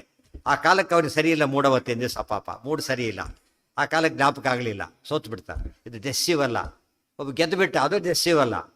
ಅದು ಸುಮ್ಮನೆ ಒಂದು ಪಾಲ್ಟ್ ಅಷ್ಟೇ. ಫಲ ಹೇಗೋ ಹಾಗೆ ಅವು ಒಂದರ್ಥದಲ್ಲಿ ಕೊಡ್ಬೋದು ಹೊರತು ಅಲ್ಟಿಮೇಟ್ ಅಲ್ಲ ಅದು. ಮದುವೆದಲ್ಲಿ ಹೇಳ್ತಾರೆ, ತಿಳ್ಕೊಬಿಟ್ಟು ಆಚಾರ್ಯ ಹತ್ರ ಹೋಗಿಲ್ಲ, ಗೊತ್ತಾಯ್ತಾ? ಅವ್ರು ಪ್ರಾಕ್ಟೀಸ್ ಮಾಡ್ಕೊತಾ ಇದ್ದಾರೆ. ಮಧ್ವ ಶಿಷ್ಯರಿಗೆ ವಾದ ಮಾಡ್ತಾ ಇದ್ದಾರೆ, ಸೋಲಿಸ್ತಾ ಇದ್ದಾರೆ ಅವ್ರನ್ನ. ಗೊತ್ತಾಯ್ತಾ? ಮಧ್ವಾಚಾರ್ಯ ಶಿಷ್ಯರು ಸೋಲಿಸ್ತಾ ಇದ್ದಾರೆ. ಯಾವ ಶಿಷ್ಯರವರು? ಆಗಿನ ಕಾಲಕ್ಕಿದ್ದ ಶಿಷ್ಯರು, ಮತ್ತು ಇವತ್ತಿನವರಲ್ಲ. ಅವರು ತೋರಿಸಿ ಸೋಲಿಸ್ಬಿಟ್ಟಿದ್ದಾರೆ. ಅದು ಮಾತ್ರ ಮಧ್ವದಂತ ಹೋಗಲಿಲ್ಲ. ಯಾಕೆ? ಎಲ್ಲಿ ದೋಷ ಇರೋದು? ಎಲ್ಲಿ? ಅವರಲ್ಲಿ ದೋಷ ಇದೆ, ಸಿದ್ಧಾಂತದ ದೋಷ ಇಲ್ಲ. ದೇವ್ರ ವಾದಗಳಲ್ಲಿ ನಾವು ಗೆಲುವು ಸೋಲುಗಳನ್ನು ಭಾರಿ ಸಂಭ್ರಮಿಸಬೇಕಾಗಿಲ್ಲ. ಸೋತವರು ಮತ ಸರಿ ಇರ್ಬೋದು, ಗೆದ್ದವನ ಮತನೇ ತಪ್ಪಿರ್ಬೋದು. ಗೊತ್ತಾಯ್ತಾ? ಅದು ಯಾವಾಗತ್ತೆ ರಿಪೀಟೆಡ್ಲಿ ಬರೋದು ಅವೆಲ್ಲ ಬೇರೆ. ಅದನ್ನೇ ಫೈನಲ್ ತಿಳ್ಕೊಂಡು ಮಾಡ್ಲಿಕ್ಕೆ ಹೋದ್ರೆ ಭಾಳ ಮೂರ್ಖತನ ಆಗುತ್ತೆ, ದೊಡ್ಡದಲ್ಲ. ಎಷ್ಟೋ ಸರ್ತ ನಡೀತಿರೋದೇ ಹಾಗೆ. ಆ ಕಾಲಕ್ಕೆ ಇವತ್ತಂತೂ ದುಷ್ಟರೇ ಗೆಲ್ಲೋದು ಸಾಮಾನ್ಯವಾಗಿ. ಇವತ್ತಿನ ಕಾಲದೊಳಗೆ ದುಷ್ಟ ಕಲಿಯುಗ, ದುಷ್ಟರಿಗೆ ಜಯ. ಕೋರ್ಟ್ಗೆ ಹೋದ ಒಳ್ಳೆ ಕೇಸ್ ಗೆಲ್ಲುತ್ತೆ ಅಂತ ಗ್ಯಾರಂಟಿ ಇಲ್ಲ. ಗೊತ್ತಾಯ್ತಾ? ಆ ಜಡ್ಜ್ ಪಾಪ ಯಾವುದೇ ಆಧಾರ ಮೇಲೆ ಕೊಡ್ತಾನೆ? ಡಾಕ್ಯುಮೆಂಟ್ಸ್ ಕೊಟ್ಟ ಅಂತ ಗೊತ್ತಾಗ್ಲಿಕ್ಕೆ ಸಾಧ್ಯತೆ ಇಲ್ಲ ಕೆಲವು ಸಲ. ಗೊತ್ತಾಯ್ತಾ? ಅದು ನಂಬಿಡ್ಕೊಡ್ತಾರೆ ಅಷ್ಟೇ. ಡಾಕ್ಯುಮೆಂಟ್ಸೇ ಮಾತಾಡೋದು. ಅವನು ನೋಡಿ ಮಾತಾಡೋಕ್ಕಾಗೋದಿಲ್ಲ. ಇದೆಲ್ಲ ತಿಳ್ಕೊಂಡ್ರೆ ನಾವು ಸೋಲು ಗೆಲುವುಗಳು ಕೂಡ ನಿರ್ಣಾಯಕ ಅಲ್ಲ. ಒಟ್ಟು ನಿರ್ಣಾಯಕ ಯಾವುದು? ದೇವರ ಅಲಂಕಾರ. ಜ್ಞಾನಭಕ್ತಿಗಳೊಂದೇ ಅಲ್ಟಿಮೇಟ್. ಒಳಗಿರೋದು ಜ್ಞಾನಭಕ್ತಿ, ಹೊರಗೆ ಕಾಣೋದೇನೋ ಅಹಂಕಾರ ಮಮಕಾರ ಬಿಟ್ಟಿರೋದು. ಅವೆರಡು ಬಿಡದೆ ಹೋದರೆ ಇವನೇ ದಾಹ ಬಡ್ಡಿತ್ತು, ಎಷ್ಟು ಅಹಂಕಾರ ಪಡ್ತಾರಲ್ಲ. ಮೋದ ದೃಷ್ಟಿ ಭಾರಿ ಕೆಮ್ತಾನೆ, ಅದು ಕೆಮ್ಮೆ ಇಲ್ಲ ಅಂತಾಗತ್ತೆ ಅಷ್ಟೇ. ಕೆಮ್ಮೆ ಇಲ್ಲ ಅಂತ ಏನರ್ಥ? ಹಾಗಾಗಿ ಅದು ಅಹಂಕಾರ ಬಿಟ್ಟು ತೋರಿಸ್ಬೇಕು. ಅದು ಜ್ಞಾನದ ನಿಜವಾದ ಪರಿಪಾಕ. ಆ ಅರ್ಥದಲ್ಲಿ ಮನುಷ್ಯ ದೊಡ್ಡತನ ತಂದುಕೊಡೋದೇ ಅದು. ಅದು ಓವರ್ ನೈಟ್ ಬರೋದಿಲ್ಲ ಅಂತಾನೆ ಕೇಳಿ ನೋಡಬೇಕು. ಅಹಂಕಾರ ಪಟ್ಟವ್ರ ಗತಿ ಏನಾಯಿತು? ಗೊತ್ತಾಯ್ತಾ? ಭಕ್ತರ ಎಷ್ಟು ಉದ್ಧಾರ ಆದರು, ಅದ್ರ ನಿದರ್ಶನಗಳು ಎಷ್ಟು ಕೊಡು. ಈ ತತ್ವವನ್ನು ತೋರಿಸ್ತಾ ಇದ್ದಾನೆ ಪರಮಾತ್ಮ. ಈ ಲೈನ್ ಇಟ್ಕೊಂಡ್ಬಿಟ್ರೆ ಈ ವಾಕ್ಯ ನೆನ್ಪಿಟ್ಟೋಡಿ. ಈಗ ನಿಜಾಶ್ರಯಸ್ಯ ಜನಸ್ಯ ಸತ್ತತ್ವ ವಿಬೋಧ ಕಾರಣ ವಿಮೋಹಕಂಚ ಅನ್ಯತಮಸ್ಯ. ಅದನ್ನೇ ವಾಯುಸ್ತುತಿಯಲ್ಲಿ ಪ್ರಮದದ ಸುಧಿಯಾಂ ಮೋಹಕ ದ್ವೇಷಭಾಜಾಂ. ಇವು ಎರಡು ಮಾತಿನ ಎಕ್ಸ್ಪ್ಲೇಷನ್ ಇದು. ಯಾವ್ದು ನೋಡಿ, ಆನಂದ ಪ್ರಮದದ ಸುಧಿಯಾಂ ಸತ್ತತ್ವ ವಿಬೋಧ ಕಾರಣಂ ನಿಜಾಶ್ರಿತ ಜನಸ್ಯ ವಿಮೋಹಕಂ ಮೋಹಕ ದ್ವೇಷಭಾಜಾಂ. ಅವರಿಗೆ ದ್ವೇಷಗಳಿಗೆಲ್ಲ ಮೋಹಕವಾದದ್ದು. ಇದೇ ಪದ ಉಪಯೋಗಿಸೋದು ವಾಯುಸ್ತುತಿಯಲ್ಲಿ. ಅವರ ಆಚಾರ್ಯ ಸಾಕ್ಷಾತ್ ಶಿಷ್ಯರಾಗಿ ಭಾರಿ ದೊಡ್ಡ ಅಪ್ರೋಷ ಜ್ಞಾನಿಗಳಾದ್ದರಿಂದ ತತ್ವ ಹಾಗೆ ನೋಡಿ ಹೇಳ್ತಾ ಇದ್ದ ವಾಯುಸ್ತುತಿ. ಕನ್ನಡ ಇದೇ ಮಾತನ್ನು ತಮ್ಮ ಮಾತಿನಲ್ಲಿ ಹೇಳಿದ್ರು ಅಷ್ಟೆ. ಎಷ್ಟು ವಿಷಯಗಳಿದೆ ಅದರೊಳಗೆ. ಇಬ್ಬರು ಜೊತೆ ಮಾತಾಡಿದಾರಲ್ಲ, ಅದರಿಂದ ಇಬ್ಬರು ಒಂದೇ ಅಲ್ಲ. ಏಕೋಪಿ ಇಬ್ಬರು ಮಾತಾಡ್ತಿದ್ದಾರೆ. ಒಬ್ಬನೇ ಮಾತಾಡ್ತಾನೆ ಅಂದರೆ ಇಬ್ಬರು ಒಂದೇ ಅಲ್ಲ. ಭ್ರಮೆ ಹುಟ್ಟಿಸ್ತಾರೆ ಪರಮಾತ್ಮ. ನೋಡಿ, ಏಕೋಪಿ ನಿರಂತರ ನರಾಂತರೇ ಯಥ. ಒಬ್ಬನೇ ಆಗಿದ್ದರೂ ಕೂಡ ಇನ್ನೊಬ್ಬ ಮನುಷ್ಯನ ಜೊತೆಗೆ ಹೇಗೆ ಮಾತಾಡಬೇಕೋ ಹಾಗೆ ಮಾತಾಡ್ತಾ ಇದ್ದಾರೆ ಪರಶುರಾಮ ರಾಮರಿಬ್ಬರು ಕೂಡ. ಇದು ಲೋಕಕ್ಕೆಲ್ಲ ಅರ್ಥ ಆಗೋದಿಲ್ಲ, ಜ್ಞಾನಿಗಳಿಗೆ ಅರ್ಥ ಆಗುತ್ತೆ. ತತಃ ಸ ಕಾರುಣ್ಯ ನಿಧಿರ್ನಿಜೇ ಜನೇ ಜಿತಾಂತಮೈಕ್ಯಂ ಸ್ವಗತಂ ಪ್ರಕಾಶಯನ್ ದ್ವಿಧೇವ ಭೂತ್ವಾ ಭೃಗುವರ್ಯ ಆತ್ಮನ ರಘುತ್ತಮೇನೈಕ್ಯಮಗಾತ್ ಸಮಕ್ಷಂ. ತತಃ ಸಹ ಕಾರುಣ್ಯನಿಧಿ ನಿಜೇ ಜನೇ ನಿತಾಂತಂ ಐಕ್ಯಂ ಸ್ವಗತಂ ಪ್ರಕಾಶಯನ್ ದ್ವಿಧಾ ಇವ ಭೂತ್ವಾ ಭೃಗುವರ್ಯ ಆತ್ಮನ ರಘುತ್ತಮೇನ ಐಕ್ಯಂ ಅಗಾತ್ ಸಮಕ್ಷಂ. ಇನ್ನೊಂದು ವಿಷಯ ಮುಂದಿಂದು. ತತಃ ಅನಂತ. ಇಷ್ಟು ಮಾಡಿದ್ದು ಸಾಲದು ಅನ್ನಾಗ ಪರಮಾತ್ಮ ಇನ್ನೊಂದು ಕೆಲಸ ಮಾಡ್ತಾ ಇದ್ದ. ಸಹ ಕಾರುಣ್ಯನಿಧಿ, ಏನು ಕರುಣಾನಿಧಿಯೋ ಉಪಯೋಗಿಸಿದ್ದಾರೆ ದಾಸರು. ಏನು ಕರುಣಾನಿಧಿ, ಇನ್ನೂ ಭಕ್ತರಿಗೆ ಸರಿಯಾಗಿ ಅರ್ಥ ಆಗಬೇಕು ಅಂತ ಹೇಳಿ ನಿಜೇ ಜನೇ. ಯಾರ ಮೇಲೆ ಕಾರುಣ್ಯ? ದೇವರಿಗೆ ಎಲ್ಲರ ಮೇಲೂ ಕರುಣೆ ತೋರಿಸ್ತಾನೆ. ಭಾರಿ ದೊಡ್ಡ ಭಾರಿ ದಡ್ಡ ಅಂತ ಅರ್ಥ. ಎಲ್ಲರ ಮೇಲೆ ಕರುಣೆ ತೋರಿಸೋದಾದರೆ ಅವನೇನು, ಅವನ ರೋಲ್ ಏನಿದೆ ಅದ್ರಾಗ? ಎಲ್ಲರೂ ದ್ವೇಷ ಮಾಡ್ತಾನೆ, ಮತ್ತೆ ಮೂರ್ಖ ಅವನು. ಯಾರಿಗೆ ಗೌರವ ಕರುಣೆ ತೋರಿಸೋಕೆ ಅವ್ರಿಗೆ ತೋರಿಸ್ಬೇಕು. ಯಾರಿಗೆ ಅವ್ರಿಗೆ ಕೋಪಗೊಳ್ಳಲೇಬೇಕು. ಎಲ್ಲರೂ ಒಂದೇ ರೀತಿ ಇದ್ರೆ ಆಡಳಿತ ಮಾಡೋಕ್ಕೆ ಬರೋದಿಲ್ಲ, ನೆನ್ಪಿಟ್ಕೊಳ್ಳಿ. ಭಾರಿ ಒಳ್ಳೆ ಆಫೀಸರ್ ಏನು ಮಾಡಿ ತಲೆ ತೂಗ್ತಾನೆ ಇರ್ತಾನೆ. ಬೆಷನ್ಸ ಇವನ್ಯಾಕೆ ಕೊಡಿಸ್ಬೇಕು ಇದಲ್ಲಿ? ಹೌದಲ್ಲ? ಧರ್ಮರಾಜ ಬೈತಾಳೆ ಇದ್ದಾರೆ. ಧರ್ಮರಾಜ ಹೇಳೋ ಹೀಗೇನೆ, ಕ್ಷಮೆ ಮಾಡೋದೇ ಕೆಲಸ ಆದರೆ ನೀನು ಯಾಕೆ ರಾಜನಾಗಬೇಕು? ರಾಜ್ಞಾನ ಕೃತ್ಯಂ ನಚ ಲೋಕಯಾತ್ರ. ರಾಜ ಇರೋದು ಯಾತಕ್ಕೆ? ದುರ್ಯೋಧನ ಏನೋ ಕ್ಷಮಿಸ್ತೇನೆ ಅಂತಾರೆ, ನ್ಯಾಯಾಧೀಶ ಹೇಳಿದ, ಇವ್ನು ಕೊಲೆ ಮಾಡಿದ್ದು ನಿಜ, ನಾನು ಭಾರಿ ಕರುಣಾಳು, ಇವನ್ನ ಕ್ಷಮಿಸ್ತಾ ಇದ್ದೇನೆ. ಇವನು ಒದ್ದೋಡಿಸ್ತಾರೆ ಆ ಕಡೆ ಇಮಿಡಿಯೇಟಾಗಿ. ಇದ್ಯಾರು ಕ್ಷಮಿಸ್ಲಿಕ್ಕೆ ನೀನಾರೀಗ? ನ್ಯಾಯಾಧೀಶ ನೀನು ಅಷ್ಟೇ ಹೊರತು ಕರುಣೆ ತೋರಿಸ್ಲಿಕ್ಕೆ ಕರೋದಿಲ್ಲ ನಿನ್ನನ್ನು. ಏನು ಮಾಡಬೇಕು ಅವನೀಗ? ಶಿಕ್ಷಾರ ಅಪರಾಧ ಫಸ್ಟ್ ಡಿಕ್ಲೇರ್ ಮಾಡ್ತಾನೆ, ಇದು ಅಪರಾಧ. ಯಾವ ಗುಂಪಿನ ಅಪರಾಧ, ಯಾವ ಗ್ರೇಡಲ್ಲಿ ಶಿಕ್ಷೆ ಕೊಡಬೇಕು, ಪ್ರತಿಯೊಂದರನ್ನು ಅಲ್ಲಿ ನ್ಯಾಯ ಇರಬೇಕು. ಮತ್ತೆ ಕಳ್ತನ ಮಾಡಿದ್ದಾರೆ, ಹ್ಯಾಂಗೆ ಮಾಡಿ ಅಂದರೆ ಕತೆ ಮುಗೀತು. ಕಳ್ತನಕ್ಕೆ ಹ್ಯಾಂಗೆ ಮಾಡ್ಲಿಕ್ಕಾಗೋದಿಲ್ಲ, ಗೊತ್ತಾಯ್ತಾ? ಅದಕ್ಕೆ ಡಿಸ್ಪ್ರಪೋರ್ಷನೇಟ್ ಶಿಕ್ಷೆ ಕೊಡಬಾರ್ದು, ಯಾವಾಗ ಪ್ರಪೋರ್ಷನೇಟ್ ಆಗಿರ್ಬೇಕು. ಅದೆಲ್ಲ ನ್ಯಾಯ. ಇದು ಅರ್ಥ ಮಾಡಿಕೊಡದೆ ತುಂಬ ಜನ ಭಾರಿ ದೊಡ್ಡವರು ಭಾರಿ ಕರುಣೆ ಮೂರ್ಖತನದ ಕ್ಲೈಮ್ಯಾಕ್ಸ್ ಅಂತ ಅರ್ಥ. ಜನ ಹಾಳಾಗಿ ಹೋಗ್ತಾರೆ. ಅಂದರೆ ಎಂದು ಯಾರೂ ಬದುಕಲಿಕ್ಕೆ ಸಾಧ್ಯ ಇಲ್ಲ. ಇದಾಗಿರ್ಬೇಕು. ರೋಗದ ಮೇಲೆ ಕಣ್ಣೆ ತೋರಿಸೋ ರೋಗಿ ಸತ್ತು ಹೋಗ್ತಾರೆ. ರೋಗದ ಮೇಲೆ ಕೊಟ್ಟು ಓಡಿಸ್ಬೇಕು ರೋಗನ. ಕೆಟ್ಟ ಪದ ದ್ವೇಷಿಗಳ ಮೇಲೆ ಹೇಳಿದ, ದ್ವೇಷಿಗಳ ಮೇಲೆ ದೂಷಣಾದಿಗಳನ್ನು ಮಾಡೋದೇ ಪುಣ್ಯ.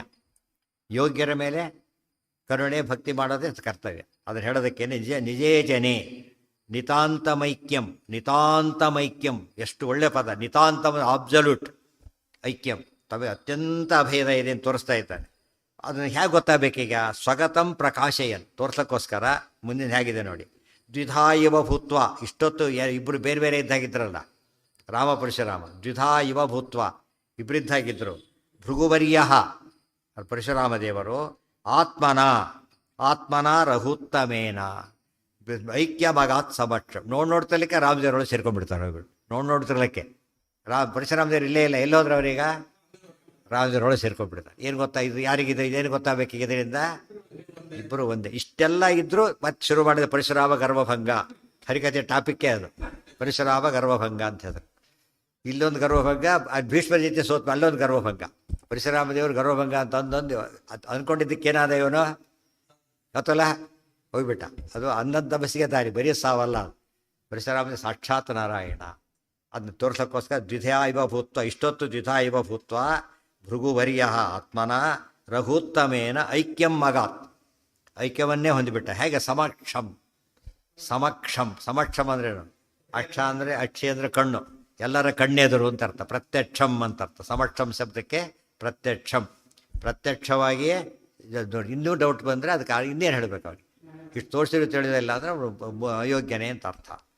ರಘು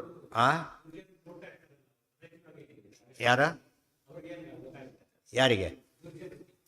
ಅದಕ್ಕೆ ಏನು ತಿಳ್ಕೊಂಡ್ರು? ಏನು ಮ್ಯಾಜಿಕ್ ಮಾಡಿದ ಅವ್ರಿಗೆ ಮ್ಯಾಜಿಕ್ ಕಾಣುತ್ತೆ. ಗೊತ್ತಾಯ್ತಾ? ಅವ್ರಿಗೆ ಅರ್ಥ. ದುರ್ಯೋಧನ ಅದೇ ತಿಳ್ಕೊಂಡಿದ್ದವನು. ವಿಶ್ವರೂಪ ಏನೋ ಮ್ಯಾಜಿಕ್ ಮಾಡಿಬಿಟ್ಟ, ನಾನು ಅಷ್ಟು ದಡ್ಡ ಒಪ್ಲಕ್ಕೆ ತಿಳ್ಕೊಂಡ, ಅದಕ್ಕಿಂತ ಜಾಸ್ತಿ ದಡ್ಡ ಅಂತ ಅವ್ರಿಗೆ ಗೊತ್ತಾಗುತ್ತೆ. ಮ್ಯಾಜಿಕ್ಕನ್ನು ನಂಬ್ತಾರೆ ಜನ, ಇದನ್ನು ಮ್ಯಾಜಿಕ್ ಅಂತಾರೆ. ಅರ್ಥ ಆಯ್ತಾ ನಿಮಗೆ? ಮ್ಯಾಜಿಕ್ಕಿನ್ನ ನಿಜವಾದ ಮ್ಯಾಜಿಕ್ ಅದು. ಅವ್ರು ಹೇಳ್ತಾರೆ ಮ್ಯಾಜಿಕ್ ಅಂತ ಹೇಳೇ ಇರ್ತಾರೆ, ಸತ್ಯ ಅಂತ ತಿಳ್ಕೊತಾರೆ. ನಿಜವಾದ ಸತ್ಯನೇ ಅಂತ ಇದು ಮ್ಯಾಜಿಕ್ ಮಾಡ್ತಾರೆ. ರಾಯರು ಮ್ಯಾಜಿಕ್ ಮಾಡ್ತಾರಾ? ತತ್ವ ತಿಳ್ಕೊಳ್ಳೋದೇ ದೊಡ್ಡ ಮ್ಯಾಜಿಕ್ ಅದು. ಅದು ದೊಡ್ಡಕ್ಕಿಂತ ಸಾಧನೆ ಇಲ್ಲವೇ ಇಲ್ಲ. ಅದು ತಿಳ್ಕೊಳ್ಳೋಕ್ಕೆ ಮೋಸ. ಗೋಲ್ಡು ಒಂದೇ ರೀತಿ ಕಂಡ್ರೂ ಕೂಡ ಗೋಲ್ಡ್ ಇದೆ, ಗೋಲ್ಡು ಇದೆ. ತಿಳ್ಕೊಳ್ಳೋಕ್ಕೆ ಏನು ಬೇಕು? ಜ್ಞಾನ ಬೇಕು. ಮೋಸ ಮಾಡೋರು ಇರ್ತಾರೆ. ಇವರು ದೇವರು ಮೋಸ ಮಾಡ್ತಾರೆ ಜನ ತಿಳ್ಕೊಂಡ್ಬಿಟ್ರೆ ಹೊರತು ಮೋಸಗಾರರು ಮೋಸ ಮಾಡ್ತಾರೆ ಅಂತ ತಿಳ್ಕೊಳ್ಳೇ ಇಲ್ಲ. ಮೋಸಗಾರರು ಮೋಸ ಮಾಡ್ತಾರೆ ಸರಿ, ದೇವರು ಮೋಸ ಮಾಡ್ತಾನೆ ಅಂದರೆ ನಿರ್ದೋಷ ಯಾಕೆ ಮೋಸ ಮಾಡ್ತಾನೆ? ಹಾಂ ಅಲ್ಲ, ಅದೇ ಹೇಳಿದ್ದು ಮ್ಯಾಜಿಕ್ ಅಂತ ಹೇಳಿದ್ರೆ. ಇವನು ಬಂದಿದ್ದವನು ಯಾರೋ ಒಬ್ಬನು ಇಲ್ಲಿ ಬಂದಿದ್ದಲ್ಲ, ಒಬ್ಬನು ಒಬ್ಜಿಸ್ತಿದ್ದೆ. ಹಾಂ ಅವನ ಹೆಸರು ಏನಾದ್ರು ಅಲ್ಲ, ಸರ್ಕಾರ ಅಲ್ಲ, ಒಬ್ಬನು ಇವನು ಬಂದಿದ್ದ, ಕೋಟಾ ಡಾಕ್ಟ್ರು ಬಂದಿದ್ದ. ಇಲ್ಲಿ ವಿಧಾನಸೌಧದಲ್ಲಿ ಪರಾಕ್ರಮ ಅವನು, ಎಲ್ಲರೂ ತೋರಿಸ್ಕೊಂಡ್ರೆ ಎಲ್ಲ ಅವ್ನು ಬಂದಿರೋದು. ಮೋಸಗಾರ ಅವನು, ಗೊತ್ತಾಯ್ತಾ? ಅವನೇನು ಎಂಥ ಹೀಗೊಂದು ಇಲ್ಲ ಹೇಳ್ಬಿಟ್ಟು ಆಪ್ರೇಷನ್ ಅಂತ ವಾಸಿ ಅಂತ. ಹಾಂ ಬರೀ ಮೋಸ. ಏನು ಎಲ್ಲ ಜನ ಮೋಸ ಹೋಗ್ಬಿಟ್ರು ಪಾಪ. ಅವ್ರು ಹೋಗ್ತಿರ್ಲಿಕ್ಕೆ ಗೊತ್ತಾಯ್ತು, ಅಷ್ಟೊತ್ತಿಗೆ ಫುಲ್ಸ್ ಆಗಿದ್ರು. ಮಾತಾಡಲಿಲ್ಲ, ಬಯಸ್ಕೊಳಕ್ಬೇಕಾಗ್ತದೆ, ಸುಮ್ಮನೆ ಬಿಟ್ರಲ್ಲ. ತಪ್ಪದು. ನಿಜವಾದ ಅರ್ಥದಲ್ಲಿ ಮ್ಯಾಜಿಕ್ನ ಸತ್ಯ ಅಂತ ತಿಳ್ಕೊಂಡು, ಸತ್ಯನ ಮ್ಯಾಜಿಕ್ ಅಂತ ತಿಳ್ಕೊಳ್ಳೋದು ಅವ್ರ ಆಯಾ ಲಕ್ಷಣ. ಯಾತಕ್ಕೆ ಪ್ರಶ್ನೆ ಅಂದರೆ ಅವ್ರನ್ನ ತಿಳ್ಕೊಳ್ಳಿಲ್ಲ ಅಂತ ತಿಳ್ಕೊಳ್ಳಿಲ್ಲ, ಅವರು ತಿಳ್ಕೊಳ್ಳೋಕ್ಕಾಗೋದಿಲ್ಲ. ಏನೋ ಮಾಡ್ತಾರೆ ಇವರು, ಅಷ್ಟೇ ಅನಿಸುತ್ತೆ ಅವ್ರಿಗೆ. ಅವ್ರು ಕನ್ವಿನ್ಸ್ ಆಗೋದೇ ಇಲ್ಲ. ದೋಷ ಎಲ್ಲಿದೆ ಅವರಲ್ಲೀಗ? ಒಳಗಿದೆ ದೋಷ. ನೀವು ಇದು ಬಿಳಿ ಬಟ್ಟೆ ಕಪ್ಪು ಹತ್ತಿದೆ ತೆಗಿಬೋದು, ಕಪ್ಪು ಬಟ್ಟೆಗೆ ಇರೋದೇ ಕಪ್ಪದು. ಇದು ತೆಗಿಲಕ್ಕೆ ಹೊರ ಏನಾಗುತ್ತದ? ಹರಿದು ಹೋಗುತ್ತೆ ಅಷ್ಟೇ ಹೊರತು ಅದು ಮಾಡೋಕ್ಕೆ ಬರೋದಿಲ್ಲ. ಸ್ವರೂಪ ದ್ವಿಧೇ ಬಭೂತ್ವ ಭೃಗುವರ್ಯ ಆತ್ಮನ ರಘುತ್ತಮೇನ ಐಕ್ಯಮಗಾತ್ ಸಮಕ್ಷಂ. ಅದೇನಾಯಿತು? ಅನುಮಾನ ಆಯಿತು, ಆಗಮ ಆಯಿತು, ಪ್ರತ್ಯಕ್ಷನೂ ಆಯ್ತು. ಈಗ ಮೂರು ಪ್ರಮಾಣಗಳ ಮೂಲಕವಾಗಿ ಅನುಮಾನ ಏನಿತ್ತೀಗ? ನಾನು ಧನಸ್ಸು ಹಿಡ್ಕೊಂಡಿದ್ದೇನೆ, ಈ ಧನಸ್ಸು ನೀರು ಹಿಡ್ಕೊಂಡ್ರೆ ನೀನು ನಾರಾಯಣ, ನಾನು ಹಿಡ್ಕೊಂಡಿದ್ದೇನೆ, ಆದ್ದರಿಂದ ನಾನು ನಾರಾಯಣ, ಇಬ್ಬರು ಒಂದೇ. ಅಲ್ಲೇ ಯುಕ್ತಿ ಬಂದೋಯ್ತಲ್ಲ ಆಗಲೇ. ಇದು ಪ್ರತ್ಯಕ್ಷ ಆಯ್ತು. ಈಗ ಆಗಮ ದೇವರಲ್ಲಿ ಏನು ಹೇಳುತ್ತೆ? ಬೋಧೆ ಇಲ್ಲ, ಏಕಮೇವಾದ್ವಿತೀಯಂ ಬ್ರಹ್ಮ ಹೇಳಿಬಿಟ್ಟಿದೆ. ಮೂರು ಪ್ರಮಾಣನೂ ಇದೆ. ಸಮೇತ್ಯ ಚೈಕ್ಯಂ ಜಗತೋಭಿ ಪಶ್ಯತಃ ಪ್ರಣುದ್ಯ ಶಂಕಾಮಖಿಲಾಂ ಜನಸ್ಯ ಪ್ರದಾಯ ರಾಮಾಯ ಧನುರ್ವರಂ ಸದಾ ತದಾ ಜಗಾಮ ರಾಮಾನುಮತೋ ರಮಾಪತಿ. ಸಮೇತ್ಯ ಚ ಐಕ್ಯಂ ಜಗತಃ ಅಭಿಪಶ್ಯತಃ ಪ್ರಣುದ್ಯ ಶಂಕಾಂ ಅಖಿಲಾಂ ಜನಸ್ಯ ಪ್ರದಾಯ ರಾಮಾಯ ಧನುರ್ವರಂ ತದಾ ಜಗಾಮ ರಾಮಾನುಮತಃ ರಮಾಪತಿ. ಸಮೇತ್ಯ ಚ ಐಕ್ಯಂ. ಈ ರೀತಿ ಐಕ್ಯವನ್ನು ಹೊಂದಿ, ತಾನೇ ಐಕ್ಯವನ್ನು ಹೊಂದಿ, ಸೊ ದೇವರ ರೂಪಗಳು ಪರಸ್ಪರ ಐಕ್ಯ ಹೊಂದುತ್ತೆ ಹೊರತು ಜೀವ ಐಕ್ಯ ಜೀವೇಶ್ವರ ಐಕ್ಯ ಅವೆಲ್ಲ ಇಲ್ಲ. ತಮಾಷೆ ಜೀವೇಶ್ವರ ಐಕ್ಯ ನಂಬ್ತಾರೆ, ದೇವ್ರ ಐಕ್ಯ ನಂಬೋದಿಲ್ಲ. ಇದು ಆಶ್ಚರ್ಯ. ಜೀವೇಶ್ವರ ಐಕ್ಯ ಪ್ರಮಾಣ ಇದೆ, ಇದಕ್ಕೆ ಪ್ರಮಾಣ ಇದ್ದರೂ ಒಪ್ಪೋದಿಲ್ಲ. ರಾಮ ಪರಶುರಾಮ ಬೇರೆ ಘೋಷಣೆ ಮಾಡ್ತಾರೆ, ಜೀವ ಈಶ್ವರ ಒಂದೇ. ಯಾರು ನಂಬ್ಲಿಕ್ಕಾಗುತ್ತೆ ಅದನ್ನ? ಅದೇನು ದುರ್ಮತ ಅಂದರೆ ಹಾಗೆ. ಏನು ಮಾಡಿದ ಪರಮಾತ್ಮ? ಐಕ್ಯಂ ಸಮೇತ್ಯ ಜಗತ ಅಭಿಪಶ್ಯತಃ. ಯಾರ್ಯಾರು ನೋಡಿದರು ಅದಕ್ಕೆ ಅಭಿ ಅಂತ ಪದ ಹಾಕಿದರು. ಪಶ್ಚಾತ್ ಬರೀ ನೋಡಿದ್ರಲ್ಲ, ಸರಿಯಾಗಿ ನೋಡಿದವರು. ನೋಡಿದ್ಯಾ ಅಂತಾರೆ, ಇಲ್ಲ ಸರಿಯಾಗಿ ನೋಡಿದ್ಯಾ ಅಂತ ಕೇಳ್ತಾರಲ್ಲ ಹಾಗೆ. ಅಭಿಪಶ್ಯತಃ. ಅಭಿಪಶ್ಯತಃ ಅಂದ್ರೇನು? ಪಟು ಪ್ರತ್ಯಕ್ಷೇಣ ಪಶ್ಯತಃ. ಪಟು ಪ್ರತ್ಯಕ್ಷ. ಇವತ್ತು ಕಣ್ಣು ಸರಿಯಾಗಿ ಕಾಣೋದಿಲ್ಲ, ಅವಾಗ ಏನು ಮಾಡ್ತಾರೆ? ಸಣ್ಣ ಪುಟ್ಟಕ್ಕೆ ನೋಟ್ ಹೌದಲ್ಲ, ನೋಡಪ್ಪ ಸರಿಯಾಗಿ ಇನ್ನೊಬ್ಬರಿಗೆ ಕೊಡ್ತಾರೆ, ನೋಡಿ ಸರಿಯಾಗಿ ನೋಡಿರುತ್ತೆ. ಅಭಿಪಶ್ಯತಃ ಸರಿಯಾಗಿ ಕಂಡ ಜನಗಳಿಗೆಲ್ಲ ಶಂಕಾಂ ಪ್ರಣುದ್ಯ, ಶಂಕವನ್ನು ತೆಗೆದುಹಾಕಿಬಿಟ್ಟ. ಅನುಪಶ್ಯತ. ಅನುಪಶ್ಯತ ಮತ್ತೆ ಮತ್ತೆ ನೋಡೋದು, ಅಭಿಪಶ್ಯತ ಅದು ಸರಿಯಾಗಿ ನೋಡೋದು. ಎರಡೂ ಅರ್ಥ ಕೊಡು. ಅಭಿತಃ ಅದು ಅನುಸೃತ್ಯ, ಗೊತ್ತಾಯ್ತು? ಇನ್ನೊಂದು ಸರ್ತಿ ನೋಡು, ಮತ್ತೊಂದು ಸರ್ತಿ ನೋಡ್ತಾರೆ. ಅನುಸೃತ್ಯ ನೋಡೋದು, ಅನುಪಶ್ಯತ. ಇದೇನಿದು? ಈ ಬಂದು ನಚಾಹಂ ಅನುಪಶ್ಯಾಮಿ ನಶ್ರೇಯ ಅವಿಪಶ್ಯಾಮಿ ಹತ್ವಾ ಸ್ವಜನವಾಹ. ಅರ್ಜುನ ಹೇಳ್ತಾರೆ, ಎಷ್ಟು ಯೋಚನೆ ಮಾಡಿದ್ರು ಮತ್ತೆ ಮತ್ತೆ ಮಾಡಿದ್ರು ಗೊತ್ತಾಗೋದಿಲ್ಲ, ಅದು ಅನುಪಶ್ಯನ. ಇದೇನಿದು? ಅನುದರ್ಶನ. ಆದರೆ ಇದು ಅಭಿದರ್ಶನ. ಫಸ್ಟವಾಗಿ ನೋಡೋದು, ಒಂದ್ಸರ್ತಿ ನೋಡಿದ ಕ್ಲಿಯರ್, ಒಂದ್ಸಲ ಕರೆಕ್ಟಾಗಿ ನೋಡಿದ್ದೇನೆ ಹೇಳ್ತಾ. ಅಭಿಪಶ್ಯತಃ ಪ್ರಣುದ್ಯ ಶಂಕಾಂ ಅಖಿಲಾಂ ಜನಸ್ಯ. ಎಲ್ಲ ಅಖಿಲಾಂ ಜನಸ್ಯ, ಎಲ್ಲ ಸಂಖ್ಯೆಯನ್ನು ತೆಗೆದುಬಿಟ್ಟ. ಯಾರಿಗೆ? ಅಭಿಪಶ್ಯತಃ ಜನಸ್ಯ. ಉಳಿದವ್ರು ಸರಿಯಾಗಿ ನೋಡಲಿಲ್ಲ, ಆದರೆ ಅವ್ರಿಗೆ ಗೊತ್ತಾಗಲಿಲ್ಲ. ತಮೋಯುಗರು ಸರಿಯಾಗಿ ನೋಡೋದಿಲ್ಲ, ಬರೀ ನೋಡ್ತಾರಷ್ಟೇ. ಅಭಿಪಶ್ಯತಃ ಸರಿಯಾಗಿ ನೋಡಿದ ಸಜ್ಜನರಿಗೆಲ್ಲ ಸರಿ ಹೋಯಿತು. ಪ್ರದಾಯ ರಾಮಾಯ ಧನುರ್ವರಂ ತದಾ. ಇದರ ನೀನೇ ಇಟ್ಕೊಂಡ್ರೆ ಕೊಟ್ಬಿಟ್ರಿ ಮೇಲೆ, ಗೊತ್ತಾಯ್ತು? ನೀನೇ ಇಟ್ಕೊಂತ ರಾಮದೇವ್ರಿಗೆ ಕೊಟ್ಟು ಹೊರಟೋಗ್ಬಿಟ್ರಿ. ಯಾಕೆ ನನ್ನ ಹತ್ರ ನೀವು ಇಬ್ಬರು ಒಂದೇ ಆದಾಗ ಏನಂತ, ಈ ಜೋಬ ಯಾವುದಲ್ಲಿ ಇಟ್ಕೊಬೋದು ನಾವೀಗ? ಇಬ್ಬರು ನಮ್ಮದೇ ಜೋಬ ಆದಾಗ ಎಲ್ಲಿ ಇಟ್ಕೊಂಡ್ರೆ ಅಷ್ಟೇ ಇದೆ. ನಿನ್ನ ಹತ್ರ ಇಲ್ಲಿ ಅಂತ ಕೊಟ್ಟು ಹೋಗ್ಬಿಟ್ರಿ. ನೋಡೋರಿಗೆ ಹೇಳ್ತಾರೆ ಸೋ ಸರೆಂಡರ್ ಆದರು ಅಂತ. ಇದೊಂದು ಅರ್ಥ ಮಾಡ್ಕೊತಾವ್ರು. ಸೋ ಸರೆಂಡರ್ ಧನಸ್ ಕೊಟ್ಟು ಹೋಗ್ಬಿಟ್ರು. ಅದೇ ಅಯೋಗ್ಯರಿಗೆ ಅರ್ಥ. ಇವತ್ತು ರಾಮಾಯಣ ಓದೋದ್ರೆ 190 ಜನ ಹಾಗೆ ಓದೋದು. ಕೆಟ್ಟದಾಗಿ ರಾಮದೇವ್ರ ಬಗ್ಗೆ ಬರೀ ದೋಷ ಬರೋ ಹಾಗೆ ಓದ್ತಾರೆ. ರಾವಣಲ್ಲಿ ಗುಣ ಕಾಣ್ತಾರೆ, ರಾವಣಲ್ಲಿ ಭಾರಿ ಗುಣ ಕಾಣುತ್ತೆ. ಯಾವ ಮೂರ್ಖ ಗುಣ ಕಾಣಕ್ಕೆ ಸಾಧ್ಯ ಇದೆ? ಸೀತಾಪರಣ, ಸೀತೆ ಯಾರು ಬೇಡ, ಪರಸ್ತ್ರೀ ಅಪಹರಣ ಮಾಡೋದು ದೊಡ್ಡವನು ಅಂತ ಹೇಳೋದಾದರೆ ವ್ಯಾಲ್ಯೂಸ್ ಗತಿ ಏನಾಗಬೇಕಾಗಿದೆ? ಅದನ್ನು ಕೊಂಡಾಡ್ತಾರೆ. ಅವ್ರು ಶಿಕ್ಷೆ ಮಾಡಿದ್ದಕ್ಕೆ ರಾಮದೇವ್ರ ಅಪರಾಧಿ, ಗೊತ್ತಾಯ್ತಾ? ಎಷ್ಟು ಅನ್ಯಾಯ ಅದು! ಇದೆಲ್ಲ ಅದು ವಿಕೃತ ಬುದ್ಧಿ. ಅದು ಅಭಿಪಶ್ಯತಃ ಅಲ್ಲ ಇದು. ಪ್ರದಾಯ ರಾಮ. ಅದು ಗ್ರಂಥಗಳನ್ನು ಬರೀ ಪಶ್ಯತಃ. ಪುಸ್ತಕ ನೋಡಿದ್ದೇನೆ, ಓದಿದ್ದೆ ಅಂತ ಕೇಳ್ತಾರೆ. ಅರ್ಥ ಮಾಡ್ಕೊಂಡಿದ್ಯಾ ಅಂತ ಕೇಳ್ತಾರೆ. ಅದು ಓದಿದ್ದೇನೆ. ಪುಸ್ತಕ ಇಟ್ಕೊಂಡಿದ್ದೀಯಾ? ಇದು ಇಟ್ಕೊಂಡಿದ್ದೇನೆ. ಎಲ್ಲಿ? ಮನೆಯಲ್ಲಿದೆ. ಮಾರ್ಕ್ಸ್ ಕಾರ್ಡ್ ಮನೆಯಲ್ಲಿದೆ, ಅಲ್ಲೇ ಇರೋ ಅಂತ ಕಳಿಸ್ತಾರೆ. ಅದು ಸಬ್ಮಿಟ್ ಮಾಡಬೇಕು. ಭಾಳ ಪ್ರೆಷಸ್ ಅಂತ ಲಾಕರ್ಲ್ಲಿ ಇಟ್ಕೊಳ್ಬಿಟ್ಟಿದ್ದೇನೆ ಅಂತ ಕೇಳಿದರೆ ಪ್ರೊಡ್ಯೂಸ್ ಮಾಡಬೇಕೀಗ. ಅದು ಅಭಿಪಶ್ಯತಃ ಪ್ರೊಡ್ಯೂಸ್ ಶಂಕಾಂ ಅಖಿಲಾಂ ಜನಸ್ಯ ಪ್ರದಾಯ ರಾಮಾಯ ಧನುರ್ವರಂ ತದಾ. ಆ ಧನಸ್ಸನ್ನು ಕೊಟ್ಟುಬಿಟ್ಟು ಜಗಾಮ. ಇದರಿಂದ ಏನಾಯ್ತು? ಇಬ್ಬರು ಒಂದೇ ಅಂತ ಹೇಳೋದಕ್ಕೆ ಕೊಟ್ಟ ಅಂತ ಎಲ್ರಿಗೂ ಅರ್ಥ ಆಗುತ್ತೆ. ಅಯೋಗ್ಯರಿಗೆ ಸರೆಂಡರ್ ಆಗಿ ಕೊಟ್ಟ ಅಂತ ತಿಳ್ಕೊತಾರೆ. ಎಷ್ಟು ವ್ಯತ್ಯಾಸ ಇದೆ, ತಿಳ್ಕೊಳ್ಳೋದ್ರಲ್ಲೇ ವ್ಯತ್ಯಾಸ ಇದೆ. ಅವ್ರ ಸ್ವರೂಪ ಇರೋದೇ ಹಾಗೆ. ಜಗಾಮ ರಾಮಾನುಮತಃ ರಮಾಪತಿ.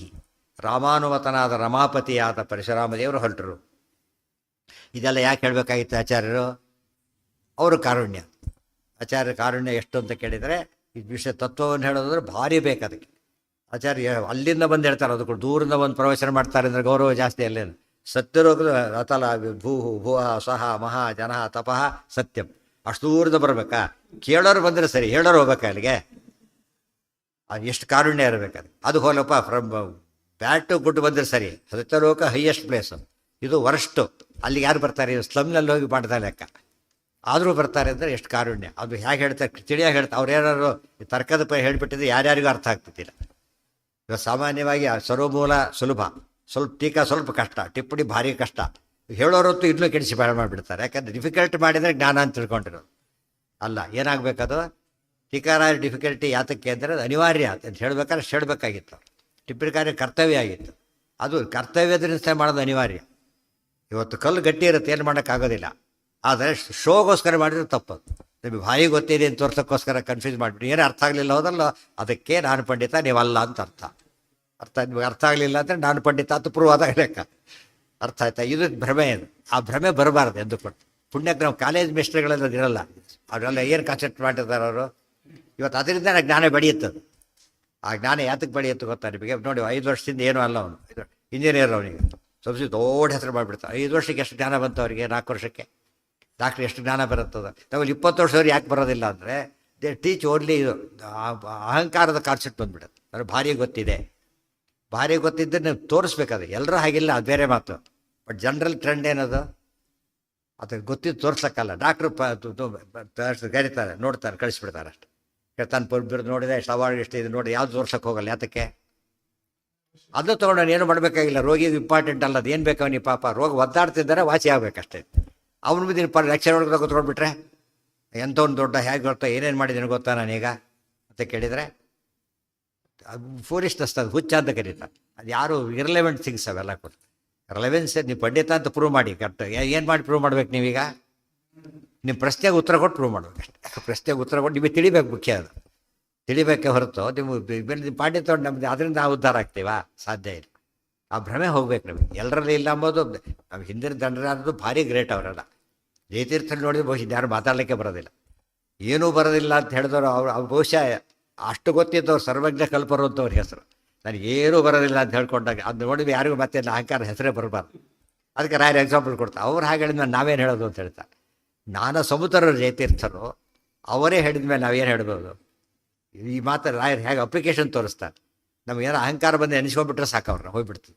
ಅಂಥವ್ರು ಹೀಗಿದ್ದಾಗ ಇದು ಮಾಡಿದ್ರೆ ಏನು ಅರ್ಥ ಇಲ್ಲ. ಇವತ್ತಿನ ಜ್ಞಾನನೇ ಅಲ್ಲ ಆ ಲೆಕ್ಕದಲ್ಲಿ. ಜಯತೀರ್ಥರ ಕ್ವಾಲಿಟಿ ತಗೊಂಡಾಗ ಪರಮಾಶ್ಚರ್ಯ ಆಗುತ್ತೆ. ಅದನ್ನು ಓದಬೇಕಾ, ಗ್ರಂಥ ಓದ ಬರಬೇಕಾ, ಸುಧಾ ಎಲ್ಲ ಓದಿ ಎಲ್ಲ ಮರ್ತು ಅದು ಮರಿಬಾರ್ದು. ಏನದು? ನಾನು ಏನೂ ಗೊತ್ತಿಲ್ಲ, ಭಾಳ ಕಡಿಮೆ ಅವನು ಅಷ್ಟು ಗೊತ್ತ, ಅದೇ ಸುಧಾ. ನಿಜವಾದ ಸುಧಾ ಅಂದ್ರೆ ಅದೇನೆ. ಅದು ಒಂದು ಗೊತ್ತಿಲ್ಲ ಅಂದರೆ ನಿಮಗೇನು ಸುಧಾ ಅರ್ಥ ಆಗಿಲ್ಲ ಅಂತಲೇ ಅರ್ಥ. ಗ್ರಂಥಲ್ಲಿ ಯಾಕೆ ಬರಿಬೇಕಾಗಿತ್ತು? ಅದನ್ನು ಮನಸ್ಸಲ್ಲಿ ಅನ್ಕೊಂಡ್ರೆ ಸಾಕಾಗಿತ್ತು. ಯಾಕೆ ಬರೋದ್ರ ಅದನ್ನು? ಯಾಕೆ ಬರೆದ್ರು?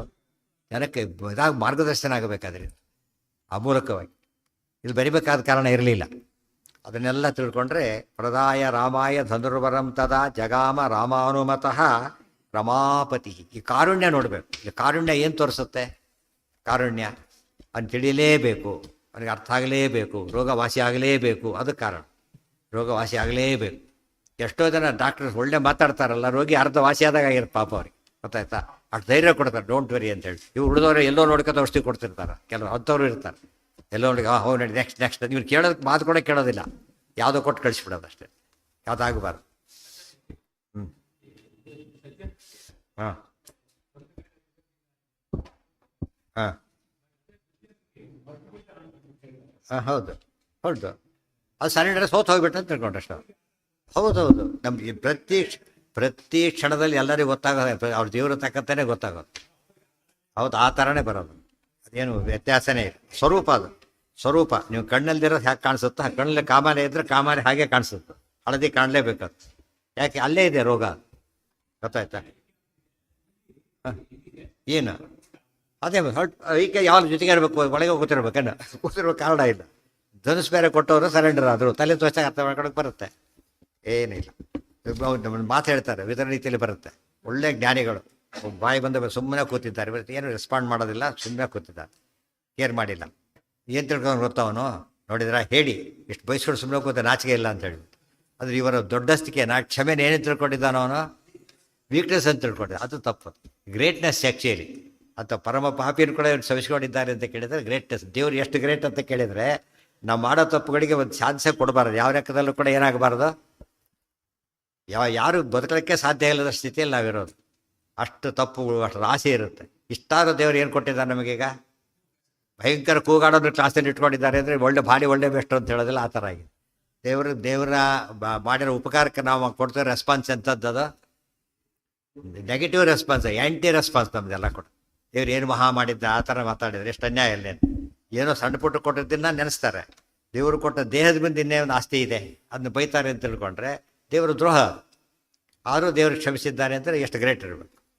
ಶ್ರೀಯಃಪತ್ತೇ ನಿತ್ಯ ಗಣಿತ ಗುಣಮಾಣಿಕ್ಯ ವಿಶದ ಪ್ರಭಾ ಯಾಲೋಲ್ಲಾಸೋಪಹತ